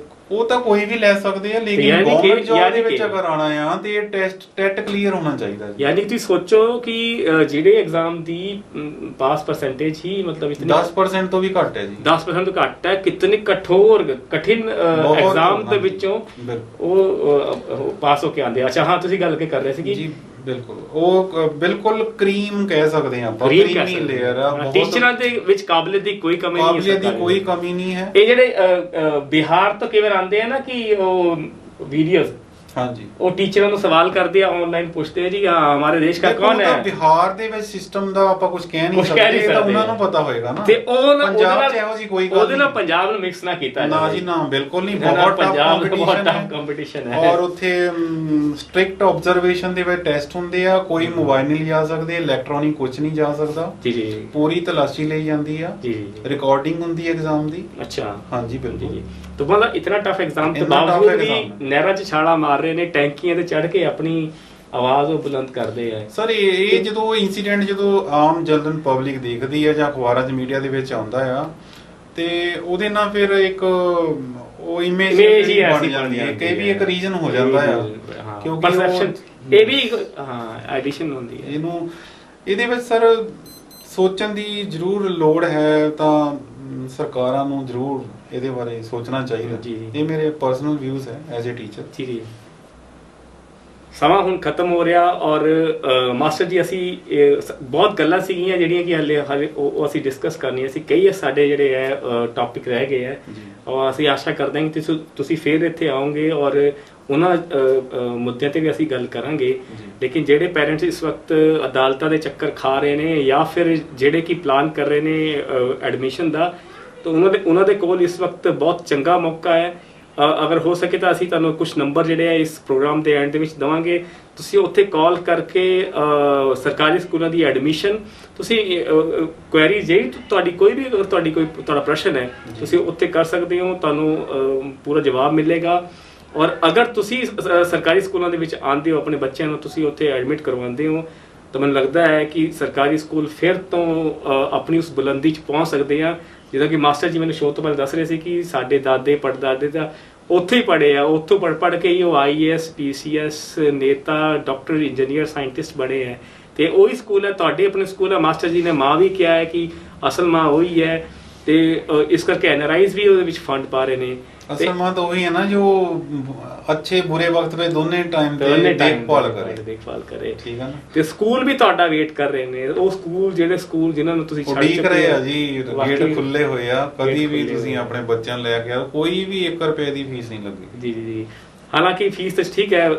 ਤੁਸੀਂ ਮਾਸਟਰ ਜੀ ਗੱਲ ਕਰ ਰਹੇ ਸੀ ਕਿ ਫ੍ਰੀ ਵਾਲੀ ਚੀਜ਼ ਤੇ ਤੁਸੀਂ ਸ਼ੋਅ ਤੋਂ ਪਹਿਲਾਂ ਦੱਸ ਰਹੇ ਸੀ, ਉਹਦੇ ਨਾਲ ਫਿਰ ਅਸੀਂ ਖਤਮ ਕਰਦੇ ਪ੍ਰੋਗਰਾਮ। ਇੱਕ ਜਿਹੜੀ ਤੁਸੀਂ ਗੱਲ ਕਰਦੇ ਸੀਗੇ ਕਿ ਫੈਸਿਲਿਟੀਆਂ ਦੀ। ਜੀ ਜੀ ਜੀ। ਹੁਣ ਗਵਰਨਮੈਂਟ ਨੇ ਪੂਰਾ ਜ਼ੋਰ ਨਾਲ ਇਨਵੈਸਟਮੈਂਟ ਸ਼ੁਰੂ ਕੀਤੀ ਹੈ, ਪਹਿਲੇ ਵੀ ਚੱਲਦੀ ਸੀਗੀ, ਲੇਕਿਨ ਕਿਤੇ ਨਾ ਕਿਤੇ ਜ਼ਰੂਰ ਫਰਕ ਪੈਂਦਾ ਕਿ ਪ੍ਰਾਈਵੇਟ ਸਕੂਲ ਦਾ ਮਨਮਰਜ਼ੀ ਦੀ ਫੀਸ ਲੈ ਲੈਂਦੇ ਆ, ਲੇਕਿਨ ਇੱਧਰ ਗਵਰਨਮੈਂਟ ਨੇ ਮਾਫ ਕੀਤੀ ਹੋਈ ਆ। ਉਹਦੇ ਨਾਲ ਸੋਰਸ ਆਫ ਇਨਕਮ ਵੀ ਜਾਂਦਾ ਲੱਗਾ ਗਵਰਨਮੈਂਟ ਸਕੂਲਸ ਦੇ ਵਿੱਚ। ਇੱਕ ਇਹ ਵੀ ਇੱਕ ਫੈਕਟਰ ਰਿਹਾ ਹੋ ਸਕਦਾ। ਤੇ ਕਿਆ ਕਈ ਵਾਰ ਚੀਜ਼ਾਂ ਇਹ ਵੀ ਹੁੰਦੀਆਂ ਕਿ ਫ੍ਰੀ ਦੀ ਚੀਜ਼ ਜਿਹੜੀ ਆ ਉਹ ਜ਼ਿਆਦਾ ਉਹ ਨਹੀਂ ਲੱਗਦੀ, ਉਹਦੀ ਬੰਦਾ ਉਦੋਂ ਜ਼ਿਆਦਾ ਉਹ ਨਹੀਂ ਕਰਦਾ, ਬੁੱਕਤ ਨਹੀਂ ਪਾਉਂਦਾ। ਇਹਦੇ ਵਿੱਚ ਹਰ ਚੀਜ਼ ਕੁਝ ਨਾ ਕੁਝ ਸੱਚਾਈ ਤਾਂ ਕਿਤੇ ਨਾ ਕਿਤੇ ਜ਼ਰੂਰ ਹੁੰਦੀ ਹੈ। ਸਾਡੇ ਪ੍ਰੋਫੈਸਰ ਸ਼੍ਰੀ ਅਸ਼ਵਨੀ ਕੁਮਾਰ ਜੀ DAV ਕਾਲਜ ਤੋਂ ਉੱਥੇ ਪੜ੍ਹਦੇ ਸੀਗੇ, MA ਪੋਲੀਟੀਕਲ ਸਾਇੰਸ ਉੱਥੇ ਕੀਤੀ ਜੀ। ਔਰ ਉਹ ਕਹਿੰਦੇ ਹੁੰਦੇ ਸੀਗੇ ਕਿ ਬਿਲਕੁਲ ਵੀ ਫ੍ਰੀ ਕੋਈ ਚੀਜ਼ ਹੋਵੇ ਨਾ, ਕਈ ਵਾਰ ਉਹਦੀ ਸਾਰੇ ਜਣੇ ਕਦਰ ਨਹੀਂ ਕਰਦੇ। ਇਦਾਂ ਤਾਂ ਨਹੀਂ ਆ ਕਿ ਸਾਰੇ ਹੀ ਨਹੀਂ ਕਰਦੇ, ਲੇਕਿਨ ਕਈ ਵਾਰ ਕਈ ਨਹੀਂ ਵੀ ਕਰਦੇ ਬੰਦੇ ਕਦਰ ਉਸ ਚੀਜ਼ ਦੀ, ਵੀ ਲੱਗਦਾ ਕਿ ਪਤਾ ਨਹੀਂ ਕੁਆਲਿਟੀ 'ਚ ਕੋਈ ਤਦੇ ਗੁਰਦਕਸ਼ਨਾ ਦਾ ਇੱਕ ਪੁਆਇੰਟ ਰੱਖਿਆ, ਉਹ ਰੱਖਿਆ ਕਿ ਗੁਰਦਕਸ਼ਨਾ ਗੁਰੂ ਮੰਗ ਸਕਦਾ ਹੈ। ਜੀ ਜੀ ਜੀ ਜੀ। ਤੇ ਠੀਕ ਹੈ ਮਾਸਟਰ ਜੀ ਦੀ ਇਸੇ ਗੱਲ ਨਾ ਕਿ ਫ੍ਰੀ ਵਾਲਾ ਕੰਮ ਤਾਂ ਨਹੀਂ ਹੈ, ਕੋਈ ਕੰਟਰੀਬਿਊਸ਼ਨ ਕਰਨਾ ਚਾਹੇ ਤਾਂ ਕਰ ਦੇਵੇ। ਇਹ ਤਾਂ ਪਾਲਿਸੀ ਮੈਟਰ ਹੈ, ਇੱਕ ਪਾਲਿਸੀ ਮੈਟਰ। ਹਾਂਜੀ ਹਾਂਜੀ। ਲੇਕਿਨ ਇਹ ਤਾਂ ਆਪਣੀ ਇੱਕ ਇੰਟੈਂਸ਼ਨ ਹੈ। ਕਈ ਵਾਰ ਬੱਚਿਆਂ ਦੇ ਪੇਰੈਂਟਸ ਉਹਨਾਂ ਨੂੰ ਲੱਗਦਾ ਕਿ ਸਰਕਾਰ ਸਾਡੇ ਲਈ ਇੰਨਾ ਕੁਝ ਕਰ ਰਹੀ ਹੈ, ਤੇ ਬਜਾਏ ਕਿ ਪ੍ਰਾਈਵੇਟ 'ਚ ਫੀਸਾਂ ਦਿੰਦੇ, ਤੇ ਉਹ ਕਈ ਵਾਰੀ ਪੁੱਛ ਵੀ ਲੈਂਦੇ ਕਿ ਅਗਰ ਸਕੂਲ ਵਾਸਤੇ, ਜਿੱਦਾਂ ਸਾਡੇ ਚੇਅਰਮੈਨ ਰਹੇ ਆ ਸਰਵਨ ਸਿੰਘ ਜੀ, ਉਹ ਉਹਨਾਂ ਦੇ ਬੱਚੇ ਉੱਥੇ ਪੜ੍ਹਦੇ ਸੀਗੇ, ਤੇ ਉਹਨਾਂ ਨੂੰ ਲੱਗਾ ਕਿ ਥੋੜਾ ਬੱਚੇ ਇਹਨਾਂ ਨੂੰ ਲੋੜ ਹੈ ਟਾਟ ਹੋਰ ਲਾਈਏ, ਤੇ ਉਹਨਾਂ ਨੇ ਕਿਹਾ ਕਿ ਇਹਨਾਂ ਨੂੰ ਟਾਟ ਹੋਰ ਚਾਹੀਦੇ ਆ। ਸੀਗਾ ਵੀ ਦੇਖਦੇ ਆ, ਕਰਦੇ ਆ, ਆਪਾਂ ਸਲਾਹ ਕਰ ਲੈਂਦੇ ਹੁੰਦੀਆਂ। ਉਹ 2 ਘੰਟੇ ਬਾਅਦ ਟਾਟ ਨਕੋਦਰ ਤੋਂ ਖਰੀਦ ਕੇ ਲੈ ਵੀ ਆਏ। ਅੱਛਾ। ਤੇ ਹਾਲੇ ਆਪਣੇ ਬੱਚੇ ਨੀਚੇ ਬੈਠ ਕੇ ਪੜ੍ਹਦੇ ਆ, ਭੁੱਜੇ ਬੈਠ ਕੇ ਪੜ੍ਹਦੇ ਆ? ਨਹੀਂ ਜੀ ਨਹੀਂ, ਪੂਰੇ ਡੈਸਕ ਹੈਗੇ ਆ। ਜਦੋਂ ਖਾਣਾ ਖਾਂਦੇ ਨਾ ਉਦੋਂ ਟਾਟ ਦੇ ਉੱਤੇ ਸਿਰਫ ਖਾਣਾ ਖਾਣ ਵਾਸਤੇ। ਪਰ ਥੱਲੇ ਵੀ ਕੋਈ ਮਾੜਾ ਨਹੀਂ ਸੀਗਾ, ਉਹ ਚਲੋ ਉਹ ਤਾਂ ਇੱਕ ਡਿਬੇਟ ਦਾ ਟਾਟ ਸੀਗੇ, ਯਾਨੀ ਕਿ ਟਾਟ ਹੁੰਦੇ ਆ। ਉਹਨਾਂ ਨੂੰ ਲੱਗਾ ਕਿ ਅਜੇ ਹੋਰ ਮਤਲਬ ਸਟਰੈਂਥ ਵਾਜੂਗੀ ਤਾਂ ਐਡਵਾਂਸ ਜਿੱਦਾਂ ਲੈ 2 ਟਾਟ ਉਹ। ਮੈਂ ਤੁਹਾਨੂੰ ਤਾਂ ਐਗਜ਼ਾਮਪਲ ਦਿੱਤੀ ਹੈ ਕਿ ਪੇਰੈਂਟਸ ਜਿਹੜੇ ਆ ਉਹ ਕਰ ਸਕਦੇ ਆ, ਚਿੰਤਾ ਕਰ ਸਕਦੇ ਆ, ਆਪਣੀ ਜਿੱਥੇ ਬੱਚੇ ਪੜ੍ਹਦੇ ਕੰਟਰੀਬਿਊਟ ਕਰ ਸਕਦੇ ਆ। ਜੀ ਜੀ ਜੀ। ਔਰ ਕੁਝ ਪੇਰੈਂਟਸ ਕਰ ਵੀ ਜਾਂਦੇ, ਸੋਚਦੇ ਕਿ ਅਗਰ ਸਾਡਾ ਬੱਚਾ ਪ੍ਰਾਈਵੇਟ ਸਕੂਲ 'ਚ ਪੜ੍ਹਦਾ ਹੁੰਦਾ ਉੱਥੇ ਵੀ ਕਈ ਹਜ਼ਾਰ ਫੀਸ ਦੇਣੀ ਸੀ। ਜੀ। ਜੇ ਆਪਾਂ 2 4 5 ਹਜ਼ਾਰ ਅਗਰ ਕੰਟਰੀਬਿਊਸ਼ਨ ਕਰ ਦਿੰਦੇ ਆ, ਜਾਂ ਕੋਈ ਚੀਜ਼ ਸਮਾਨ ਦੀ ਜ਼ਰੂਰਤ ਲੱਗਦੀ ਹੈ, ਤੇ ਜਿੱਦਾਂ ਹੁਣ ਤੁਹਾਨੂੰ ਦੱਸਿਆ ਕਿ ਇੱਕ ਸਟੂਡੈਂਟ ਰਹੇ ਆ, ਉਹਨਾਂ ਨੇ ਟੀਵੀ ਲਗਵਾ ਦਿੱਤੇ। ਸਾਡੇ ਪਿੰਡ ਦੇ ਵਿੱਚ ਰਾਜ ਸਿੰਘ ਜੀ ਹੈਗੇ, ਸਰਦਾਰ ਰਾਜ ਸਿੰਘ ਜੀ, ਉਹਨਾਂ ਨੇ 8 ਲੱਖ ਦਾ ਪੇਂਟ ਕਰਾਇਆ ਸੀਗਾ ਇੰਨੇ ਦਾ, ਔਰ 2 ਲੱਖ ਰੁਪਇਆ ਵਾਸ਼ਰੂਮ 'ਚ ਲਵਾਇਆ, ਟਾਇਲਸ ਲਵਾਤੀਆਂ, ਸੀਟਾਂ ਨਵੀਆਂ ਲਵਾਤੀਆਂ। ਤੇ ਫਿਰ ਇਸੇ ਜਿਹੜੀ ਸਮਾਜ ਦੀ ਜਿਹੜੀ ਕੰਟਰੀਬਿਊਸ਼ਨ ਹੈ ਜੀ, ਇਹਦੇ ਨਾਲ ਆਪਣੇ ਸਕੂਲ ਜਿਹੜੇ ਆ ਉਹ ਜ਼ਿਆਦਾ ਨਿਖਰ ਚੁੱਕੇ ਆ, ਫਲਰਿਸ਼ ਕਰ ਵੀ ਰਹੇ ਆ, ਔਰ ਹੋਰ ਫਲਰਿਸ਼ ਕਰਨਗੇ। ਕਈ ਸਕੂਲ ਤਾਂ ਇਦਾਂ ਦੇ ਆ, ਕਿਉਂਕਿ ਜਦੋਂ ਸਾਡੇ ਪ੍ਰੈਜੈਂਟੇਸ਼ਨ ਦਿੱਤੀ ਜਾਂਦੀ ਡਿਸਟ੍ਰਿਕਟ ਲੈਵਲ ਤੇ, ਸਟੇਟ ਲੈਵਲ ਤੇ, ਉਹਦੇ ਵਿੱਚ ਹੈਰਾਨੀ ਹੁੰਦੀ ਦੇਖ ਕੇ ਕਿ ਪ੍ਰਾਈਵੇਟ ਸਕੂਲ ਤੋਂ ਬੈਟਰ ਬਿਲਡਿੰਗਸ ਬਣਾਤੀਆਂ ਗਈਆਂ, ਬੱਸੇ 'ਚ ਲਗਵਾ ਦਿੱਤੀਆਂ ਗਈਆਂ। ਅੱਛਾ ਜੀ। ਹਾਂਜੀ, ਬੱਸਾਂ ਲਗਵਾ ਦਿੱਤੀਆਂ ਗਈਆਂ ਸਰ। ਬਹੁਤ ਸਾਰੇ ਸਕੂਲਸ ਹੈਗੇ ਆ। ਜਦੋਂ ਤੁਸੀਂ ਲੋਕਡਾਊਨ ਤੋਂ ਬਾਅਦ, ਵਾਹਿਗੁਰੂ ਖੈਰ ਕਰੇ ਪ੍ਰਮਾਤਮਾ ਕੀ ਜਲਦੀ ਓਵਰ ਹੋ ਜਾਵੇ, ਤਾਂ ਕਿ ਆਪਾਂ ਬੈਕ ਟੂ ਨਾਰਮਲ ਹੋ ਜਾਈਏ, ਤੇ ਤੁਸੀਂ ਜਰੂਰ ਸਰਚ ਕਰਿਓ। ਮੈਂ ਤਾਂ ਕਹਿੰਦਾ ਕਵਰ ਕਰਿਓ ਤੁਸੀਂ ਉਹਨਾਂ ਬਿਲਡਿੰਗਸ ਨੂੰ। ਮੈਂ ਵੀ ਤੁਹਾਨੂੰ ਦੱਸਾਂਗਾ। ਮੈਂ ਬਿਲਕੁਲ ਵਾਅਦਾ ਕਰਦੇ ਹਾਂ ਕਿ ਅਸੀਂ ਪਹੁੰਚਾਂਗੇ ਉੱਥੇ, ਤੇ ਜੀ, ਤਾਂ ਕਿ ਸਾਰਿਆਂ ਨੂੰ ਸਮਾਜ ਦੇ ਵਿੱਚ ਪਤਾ ਲੱਗੇ ਕਿ, ਔਰ ਉਹਨਾਂ ਨੂੰ ਵੀ ਉਤਸ਼ਾਹ ਮਿਲੇਗਾ ਜੋ ਇਨਵੈਸਟਮੈਂਟ ਕਰ ਰਹੇ ਨੇ। ਇੱਕ ਚੰਗੇ, ਬਹੁਤ ਹੀ ਸ਼ਲਾਘਾਯੋਗ ਹੈ ਕਿ ਸਾਡਾ ਪੈਸਾ ਕਿਤੇ ਸਹੀ ਜਗ੍ਹਾ। ਜੀ ਬਿਲਕੁਲ। ਦੇਖੋ, ਕਿਸੇ ਦੀ ਲਾਈਫ ਬਣ ਜਾਣੀ। ਠੀਕ ਆ ਜੀ। ਅਗਰ ਆਪਾਂ ਲੰਗਰ ਲਗਾਉਨੇ ਆ, 2 ਘੰਟੇ 'ਚ ਓਵਰ ਹੋ ਜਾਂਦਾ। ਅਗਰ ਮੰਨ ਲਓ 5 ਲੱਖ ਦਾ ਲੰਗਰ ਲਗਾ ਦਿੱਤਾ, 1 ਦਿਨ 'ਚ ਚੱਲ ਗਿਆ, ਉਹਨਾਂ ਸਾਨੂੰ ਖੁਸ਼ੀ ਮਿਲਦੀ ਆ। ਲੇਕਿਨ ਆਪਾਂ ਇਹ ਕਹਿੰਦੇ ਇਹ ਕੰਮ ਕਰਨੇ ਚਾਹੀਦੇ, ਲੇਕਿਨ ਅਗਰ 5 ਲੱਖ ਨਾਲ ਅਗਰ ਤੁਸੀਂ ਬੱਚੇ ਅਡਾਪਟ ਕਰ ਲੈਂਦੇ ਆ, ਉਹਨਾਂ ਦਾ 1 ਸਾਲ ਦਾ ਖਰਚਾ, ਉਹਨਾਂ ਦੀ ਲਾਈਫ ਬਣ ਜਾਣੀ। ਅਰੇ ਵਾਹ, ਕਿੰਨੀ ਜ਼ਬਰਦਸਤ ਇਨਵੈਸਟਮੈਂਟ ਹੈ ਇਹ ਜੀ। ਜੀ ਜੀ ਜੀ। ਇਸ ਲਾਕਡਾਊਨ ਨੇ ਬਹੁਤ ਕੁਝ ਸਿਖਾਇਆ ਸਾਨੂੰ, ਔਰ ਇਸ ਲਾਕਡਾਊਨ ਦੇ ਵਿੱਚ ਕਈ ਸੰਸਥਾਨ ਜਿਹੜੇ ਨੇ, ਜਿਨ੍ਹਾਂ ਨੂੰ ਮੈਂ ਵੀ ਜਾਣਦਾ ਹਾਂ, ਉਹਨਾਂ ਕੋਲ ਬੇਇੰਤਹਾ ਪੈਸਾ ਹੈ, ਲੇਕਿਨ ਜਦੋਂ ਗੱਲ ਆਈ ਕਿ ਫੀਸਾਂ ਮਾਫ ਕਰ ਦਈਏ, ਤਾਂ ਫਿਰ ਉਹਨਾਂ ਨੇ ਕਿਹਾ ਜੀ ਅਸੀਂ ਨਹੀਂ ਕਰ ਸਕਦੇ। ਠੀਕ ਹੈ ਜੀ। ਤੇ ਸਮਾਜ ਤੋਂ ਦੇਖਣਾ ਚਾਹੀਦਾ, ਕਿਉਂਕਿ ਇਹ ਸਮਾਜ ਦਾ ਹੀ ਸਕੂਲ ਹੈ। ਪ੍ਰਾਈਵੇਟ ਵੀ ਸਮਾਜ ਦਾ ਹੀ ਹੈ, ਉਹ ਕਿਸੇ ਬਾਹਰੋਂ ਨਹੀਂ ਆਇਆ, ਉਹ ਵੀ ਸਮਾਜ ਦੇ ਸਕੂਲ ਹੀ ਹੈ, ਸਰਕਾਰੀ ਸਮਾਜ ਦੇ ਸਕੂਲ ਹੈ। ਤੇ ਹੁਣ ਅਸੀਂ ਇਸ ਪ੍ਰੋਗਰਾਮ ਦੇ ਲਈ ਸਾਡੇ ਕੋਲ ਇੰਨਾ ਹੀ ਵਕਤ ਸੀਗਾ, ਤੇ ਫਿਰ ਟਾਕਿੰਗ ਪੁਆਇੰਟ ਦੇ ਵਿੱਚ ਅਸੀਂ ਫਿਰ ਕਿਸੇ ਹਸਤੀ ਦੇ ਨਾਲ, ਫਿਰ ਕਿਸੇ ਬੜੇ ਟੌਪਿਕ ਤੇ ਅਸੀਂ ਡਿਸਕਸ ਕਰਾਂਗੇ। ਇਹ ਵੀਡੀਓ ਜ਼ਰੂਰ ਲੰਬੇ ਹੁੰਦੇ ਹੈ, ਕਿਉਂਕਿ ਹਰ ਚੀਜ਼ ਜਿਹੜੀ ਹੈ ਉਹ 5 ਮਿੰਟ, 3 ਮਿੰਟ ਜਾਂ 10 ਮਿੰਟ 'ਚ ਨਹੀਂ ਕਹੀ ਜਾ ਸਕਦੀ ਹੈ। ਤੇ ਤਦ ਤੱਕ ਲਈ ਮੈਨੂੰ ਰਵੀ ਰੌਣਕਰ ਨੂੰ ਤੁਸੀਂ ਇਜਾਜ਼ਤ ਦਿਓ। ਧੰਨਵਾਦ।